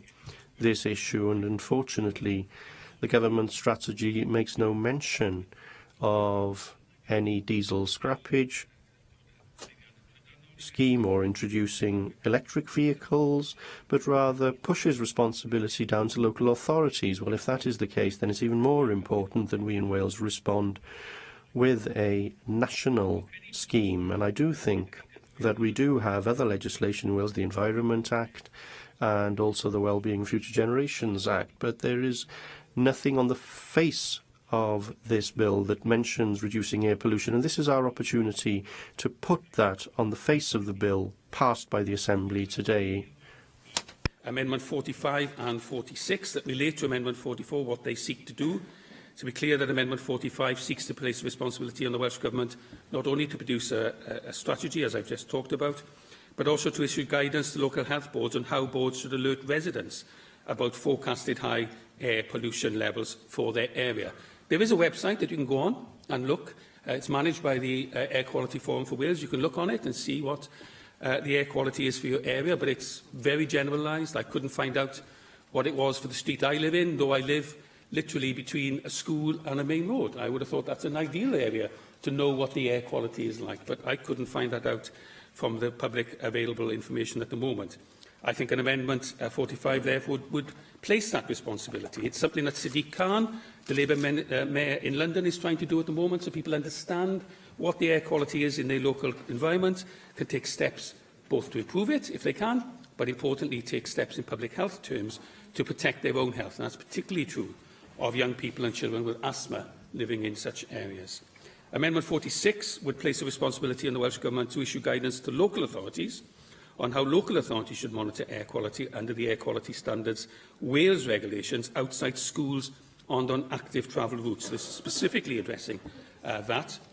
The British Lung Foundation, for example, found that many local councils, about 20% who responded to a freedom information request, did not view schools as a priority for air quality monitoring, and a further 53% referred to current DEFRA guidance, which we rely on in Wales for some reason, prepared to rely on DEFRA guidance, which also does not prioritise schools.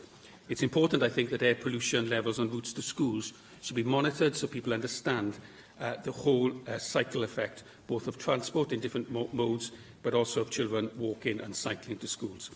So Amendments 47, 43 and 42 are consequential amendments that would enable these important amendments in this bill to be enacted. Diolch yn fawr. Angela Burns. Air pollution must be regarded as one of the many growing challenges to improve public health in Wales. Air pollution is a direct result of human activity, whether through vehicle usage, agriculture and industry, when burning fossil fuels.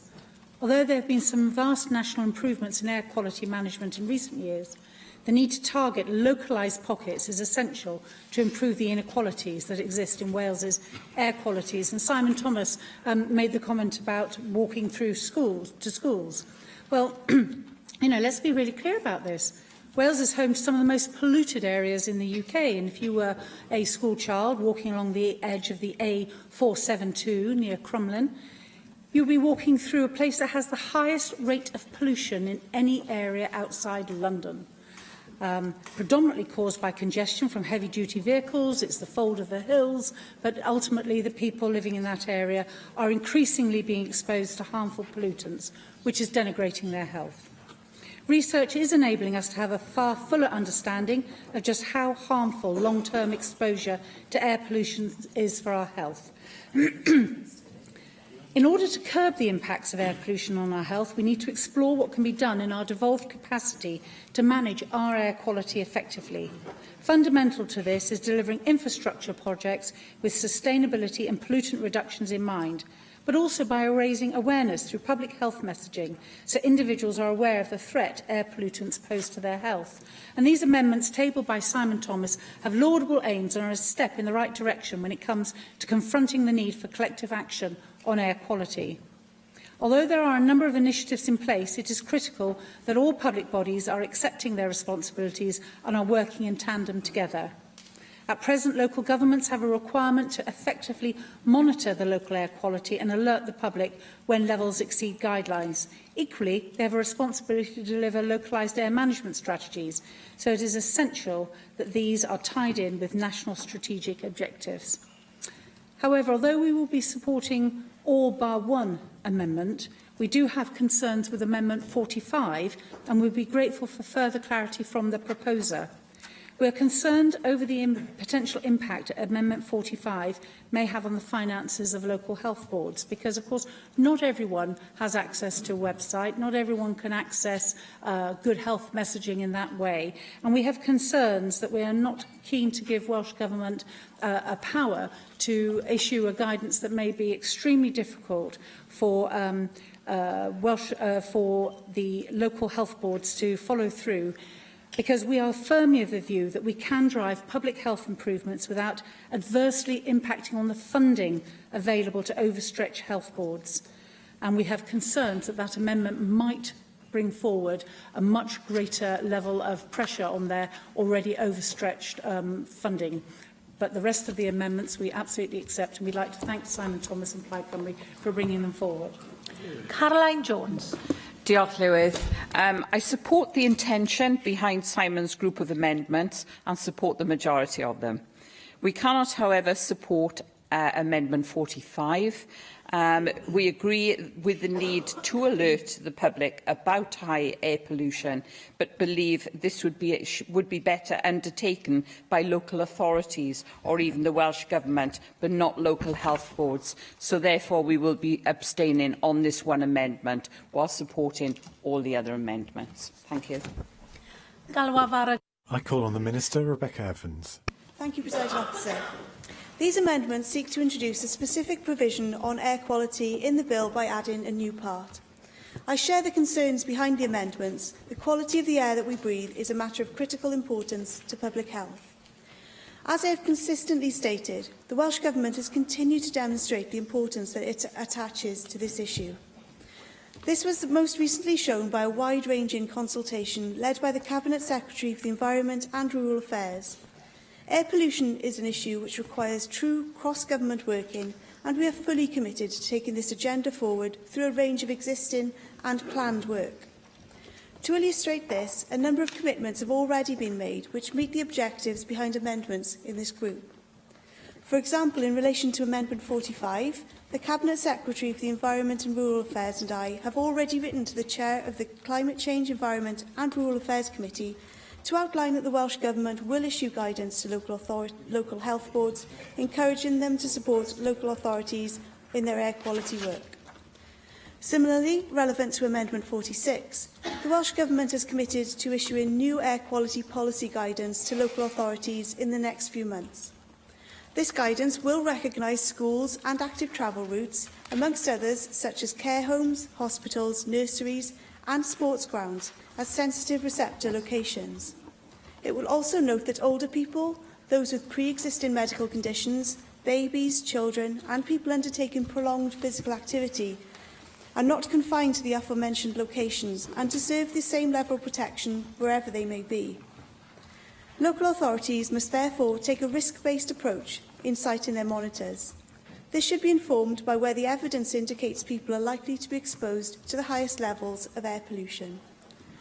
Our steer to local authorities is that in working towards the well-being of future generations, they should give specific consideration to the long-term risks to babies and children posed by exposure to air pollution, whether in their own homes or in their school or nursery or travelling between the two. In relation to Amendment 44, Section 80 of the Environment Act 1995 already requires ministers to produce an air quality strategy containing policies with respect to the assessment or management of air quality. It would be inappropriate for this to be duplicated in this bill. Due to the transboundary nature of air pollutants, the current air quality strategy, which was published in 2007, is presented in a document with common aims covering all parts of the UK. Members may also be aware that, sitting alongside the UK-wide strategy, DEFRA has now published a joint UK consultation for a new draft plan. The plan focuses on the specific goal of achieving compliance with EU legal limits for nitrogen dioxide on certain roads in the shortest possible time. This draft plan focuses on one important aspect of air quality and does not replace the existing UK air quality strategy. The consultation on the draft plan for nitrogen dioxide closes on the 15th of June. The plan includes a significant new commitment by the Welsh Government to consult, within the next 12 months, on the detail of a proposal for a clean air zone framework for Wales. This critical new development is one of a number of significant pieces of work that we will be undertaking on the subject of air quality in the coming year. Others include making revisions to planning policy Wales in relation to air quality, implementing the recently agreed improvements to local air quality management in Wales, and reviewing what more can be done in relation to the trunk road network. I am, however, disappointed with aspects of the UK Government's draft commitments in the nitrogen dioxide plan, given the lack of information within the consultation on what further action will be taken to address emissions on a UK basis. For example, beyond Wales, there are many areas of non-devolved activity that are needed to bring down emissions as quickly as possible. For example, the House of Commons Environment, Food and Rural Affairs Committee and others have called for the UK Government to launch a diesel scrappage scheme that would give grants to cut the cost of a low-emission vehicle for an owner scrapping their diesel vehicle. Another major concern with Amendment 44 is that the drafting is defective as no definition of public bodies is given, and this is problematic in two respects. Firstly, from a practical perspective, it's not clear who is caught by the term public body, and this could lead to confusion. Lack of clarity over the scope of the duties could lead to public bodies inadvertently breaching the duty to have due regard to the air pollution strategy placed on them by Amendment 44. Where a legal duty is imposed, there needs to be certainty about its scope, and this amendment doesn't provide that. Secondly, and more importantly, the drafting of Amendment 44 is outside the legislative competence of the Assembly. As drafted, the reference to public bodies would include public bodies exercising functions of a Minister of the Crown. To place such a duty on these public bodies would require the consent of the UK Government. If the amendment as drafted is passed, it could lead to a reference which would delay the coming into force and implementation of the other much-needed public health provisions contained within this bill. For all these reasons, I am unable to support any of the amendments in this group, but would reassure members of action taken to tackle this important issue through the various activities I have outlined. I call on Simon Thomas to reply to the debate. Thank you, Presiding Officer. Can I thank the Minister for responding to the debate and at least welcome in part what she said in terms of some of the action that has been taken. I'll attempt to restate my arguments in a more persuasive way for Angela Burns and possibly for Caroline Jones.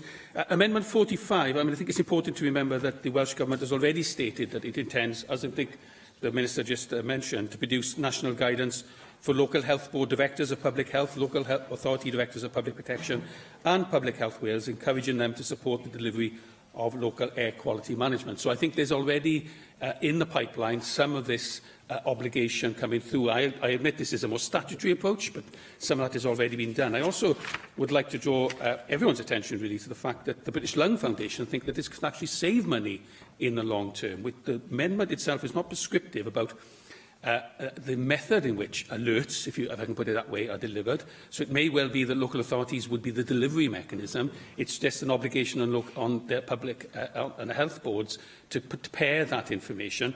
It's similar to what's being proposed at the moment in London, where it's seen as a very important part of living in that city, that you know what your public health is when you walk out of the door, which area is polluted or not.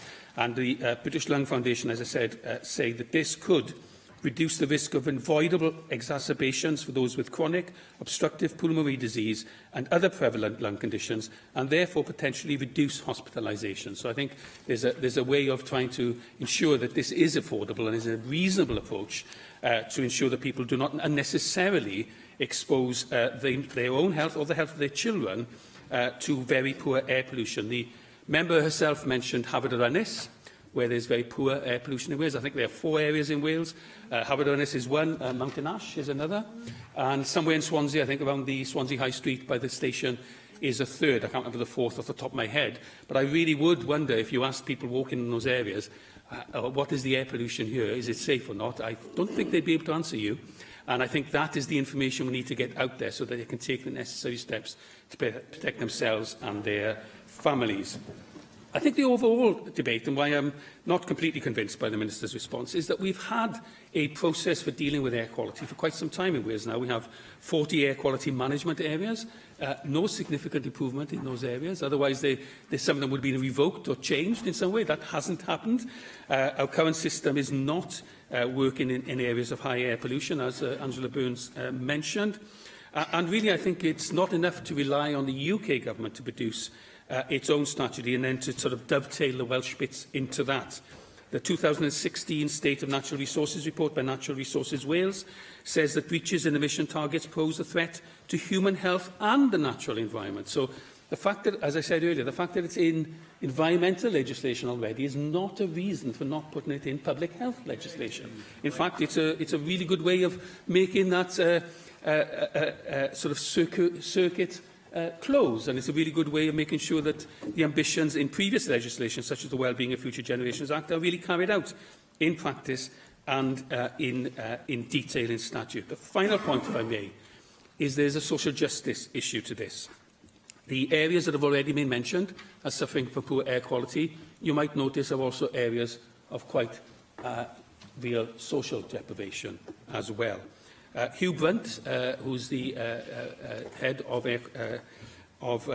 Public Health Wales, has undertaken a study of air pollution, deprivation and health, and that revealed that health outcomes for people living in deprivation were even poorer when they were located in areas of high air pollution.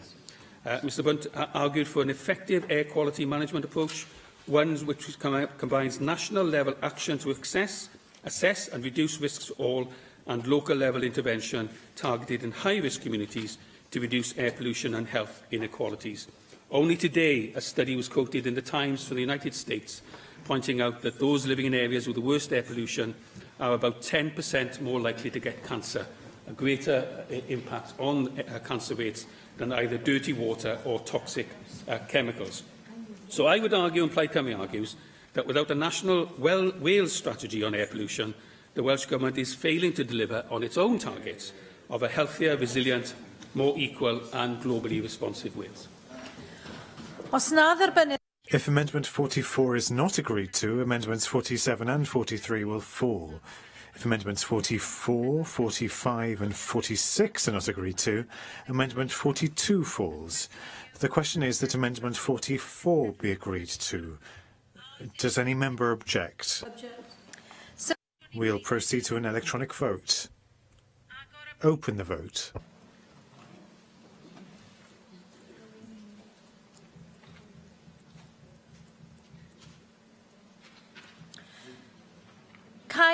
Close the vote. In favour 23, no abstentions and 27 against.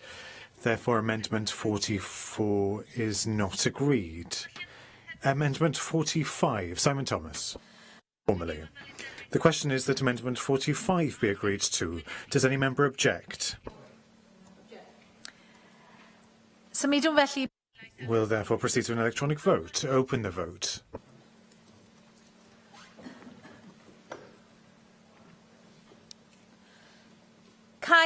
Close the vote. In favour 19, 4 abstentions and 28 against. Therefore, Amendment 45 is not agreed.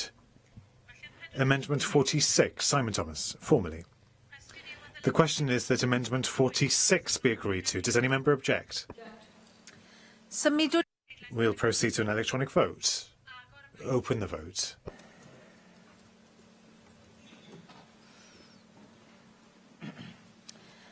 Kyle.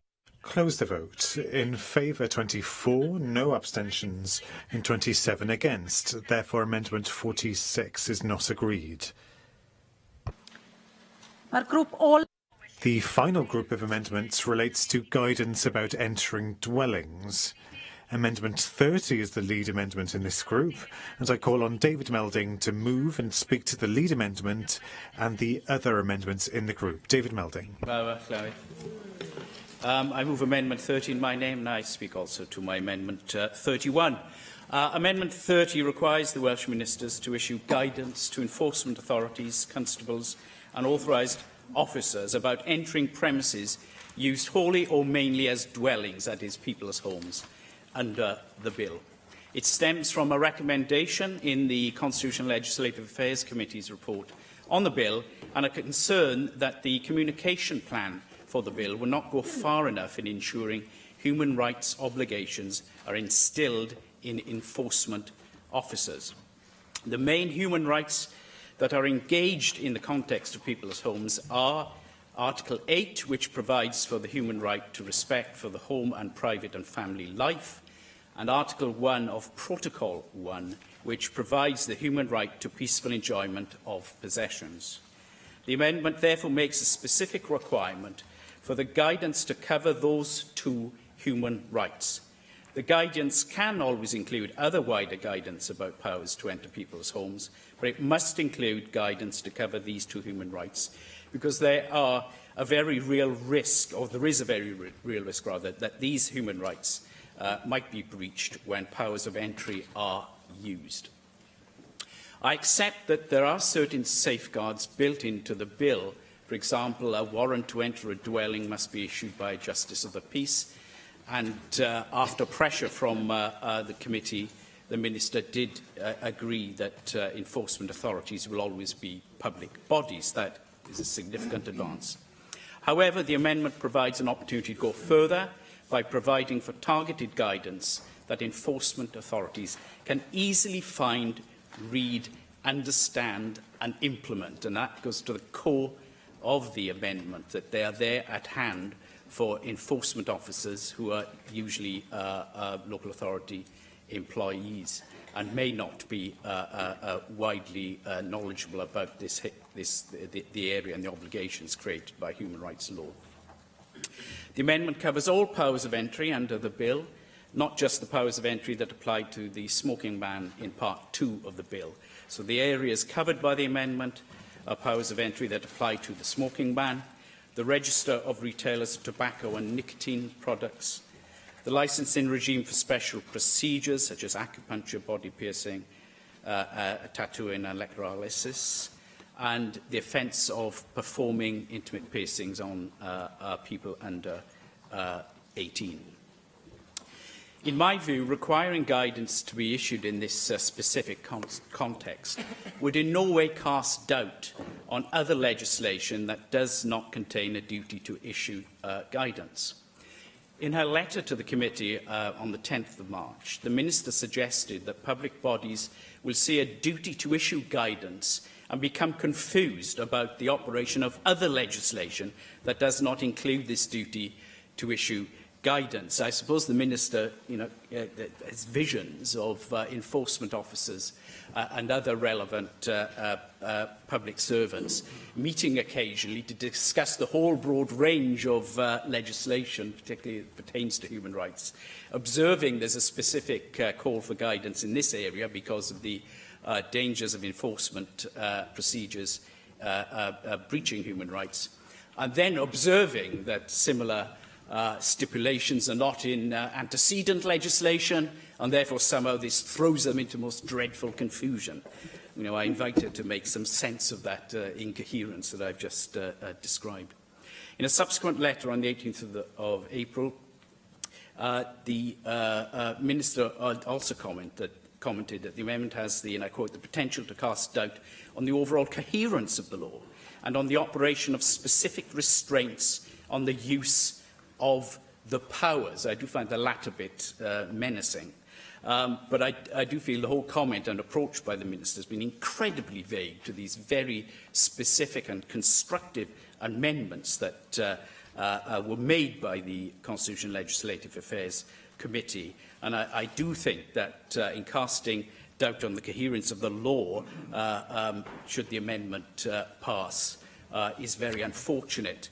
And perhaps I could bring to the attention of the Assembly the Supreme Court judgment issued last year in the case of the Christian Institute and others against the Lord Advocate of Scotland, where the judgment issued by the Supreme Court warned about the dangers of legislation simply relying on a public authority being aware of its human rights obligations.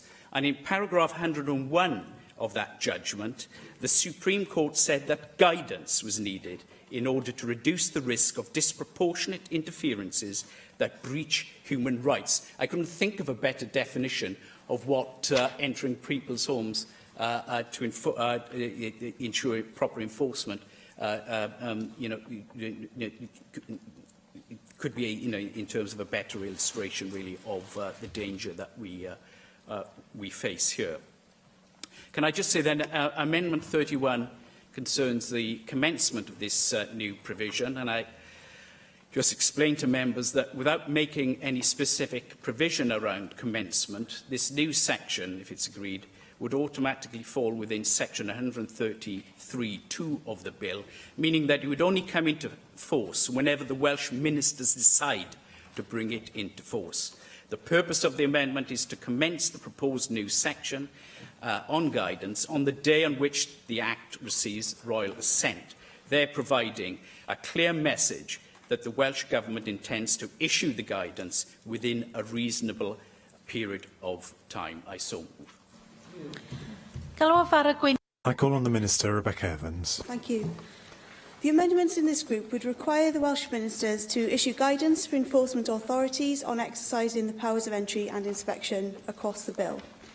The guidance would cover how to ensure compliance with convention rights in respect of premises which are used wholly or mainly as a dwelling. This issue has been discussed by the Constitutional and Legislative Affairs Committee earlier in the scrutiny process for the bill, and I've engaged in correspondence with the committee on this specific point. In considering the amendments, my starting point has been that I fully agree that compliance with human rights obligations is of paramount importance. I therefore have no disagreement with the intention underpinning these amendments, and I appreciate David Meldon's strong views on this. However, as I recently outlined in correspondence to the committee, my view remains that specific amendments which refer to compliance with human rights obligations on the face of the bill are unnecessary. Importantly, they also risk unintentionally causing confusion, as similar provisions are not included in other legislation. And I note David Meldon's rather sarcastic questioning of this principle, but it does remain my view. I have reached this conclusion for a number of reasons. Firstly, public authorities are already subject to an overarching statutory duty under Section 6 of the Human Rights Act 1998 to act compatibly with convention rights in the performance of their functions. Public authorities, such as the police and local authorities, are already very familiar with the requirements and should act accordingly. Secondly, appropriate consideration has already been given to this issue on the face of the bill. A series of specific restraints and safeguards have been included in the bill in relation to how powers of entry and inspection are to be exercised by authorised officers. For example, authorised officers cannot enter premises by force unless they have a signed warrant from a Justice of the Peace, and such a warrant is only valid for a limited period of time. These safeguards were further strengthened at Stage 2, when amendments were agreed which provide additional protection for homeowners. These help ensure powers of entry are exercised in a proportionate and appropriate manner, which is particularly important when considering private dwellings. For example, where the occupier of a premises is present when a warrant is being executed, the bill provides that the authorised officer would need to provide their name, documentary evidence that they are an authorised officer, and supply the occupier with a copy of the warrant. I believe that such specific practical safeguards provide a better way of protecting individual rights than the approach suggested by these amendments. They also demonstrate the detailed thought and work which takes place in respect of human rights considerations and how seriously the Welsh Government takes these issues. I would also emphasise that public authorities will be the enforcement authorities under this bill. This means that only organisations which are already bound and well versed in compliance with human rights obligations will be the enforcement authorities, again helping to ensure that powers are used appropriately. And there is already well-established guidance in place under the Code of Practice for the exercise by police of statutory powers of entry, search and seizure, known as PACE Code B, which sufficiently covers this issue. This applies both to the police and local authority officers when investigating offences, and places clear emphasis on acting in accordance with the Human Rights Act 1998. If separate guidance were to be produced for this bill, there would be a significant risk of unintentionally causing confusion and of casting doubt on the overall coherence of the existing legislative framework, which is already well embedded across Wales. And for these reasons, I am unable to support the amendments in this group. I call on David Melding to reply to the debate. Officer, you will not be surprised that I'm entirely unconvinced by the Minister's defence, really, of the government's obduracy, despite the very real concerns, evidence. I mean, you know, one of the sources I quote is the Supreme Court. Can I, however, thank her for entering into correspondence and at least telling us of the government's position. That was helpful. The movement on defining enforcement officers as having to be public authorities, I think, you know, that was useful. I welcome that as well. But, you know, unnecessary and confusing. So, you know, if something already exists in law, you can never make a clear statement about it. You know, if there's an antecedent, no matter, you know, PACE is 80s, I think, originally, yes. You can't state it because you might confuse those that now read this new law, because, of course, they'll be thumbing through legislation dotted about the statute book, some of it decades old. I mean, really, can this pass for serious objection to, you know, this what I would hope would be a reasonable process of making law? I find it very depressing. And then this business about, you know, public authorities are already captured and may be confused, but they already get captured under general obligations. Well, did you hear what I said about the Supreme Court judgment saying you cannot rely on that assumption, that you have to develop in guidance, you know, clear understanding of specific actions that may infringe human rights, like under this proposed bill, enforcement powers resting with people in local authorities entering people's homes, because we're talking usually about fairly small practitioners that may be using their homes as part of their premises. You know, and I do, you know, have to say, I think we can expect a bit better than just a simple dismissal when we use an authority like the Supreme Court. And then PACE. Can I just, I did anticipate this may be used in a rather desperate form of defence by the government. The Police and Criminal Evidence Act and its codes. What the Minister's talking about mostly are codes for police officers, designed to illustrate how to respond in certain situations police officers often find themselves in this practice of their important duties. We're talking about public authority. We're talking about local authorities and people that work for them who are designated enforcement officers. They're not police officers. We cannot assume that they will have the detailed knowledge and training that police officers get in PACE, which was introduced, you know, originally because of poor and inconsistent practice. And above all, the requirements in PACE are dotted all about it. There's nothing in PACE that says, you know, how to act appropriately while enforcing obligations under a public health bill or Public Health Act passed by the National Assembly. And, you know, I do think it's the task of the government sometimes to really test and scrutinise its own advice that it's getting from its advisers. And in this case, I think you've fallen woefully short. If Amendment 30 is not agreed to, Amendment 31 falls. The question is that Amendment 30 be agreed to. Does any member object? We'll proceed to an electronic vote. Open the vote.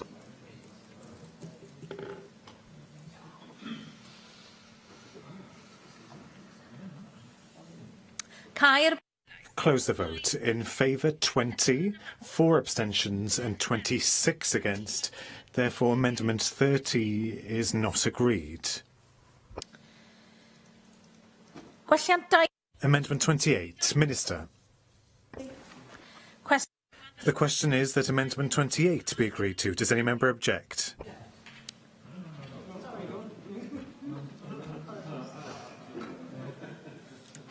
No objection. Amendment 28 is agreed. Amendment 2, Rhina Piorwerth.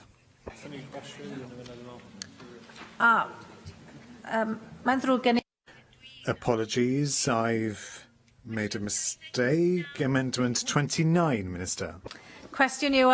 The question is that Amendment 29 be agreed to. Does any member object? Amendment 29 is agreed. Amendment 2, Rhina Piorwerth. Formally, the question is that Amendment 2 be agreed to. Does any member object? Amendment 2 is agreed. Amendment 5, Minister. The question is that Amendment 5 be agreed to. Does any member object?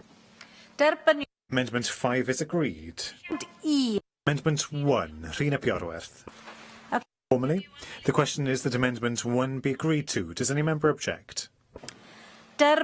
Amendment 1 is agreed. And we have now reached the end of our Stage 3 consideration of the Public Health Wales Bill, and I declare that all sections and schedules of the bill are deemed agreed, and that concludes Stage 3 proceedings and today's proceedings to an end.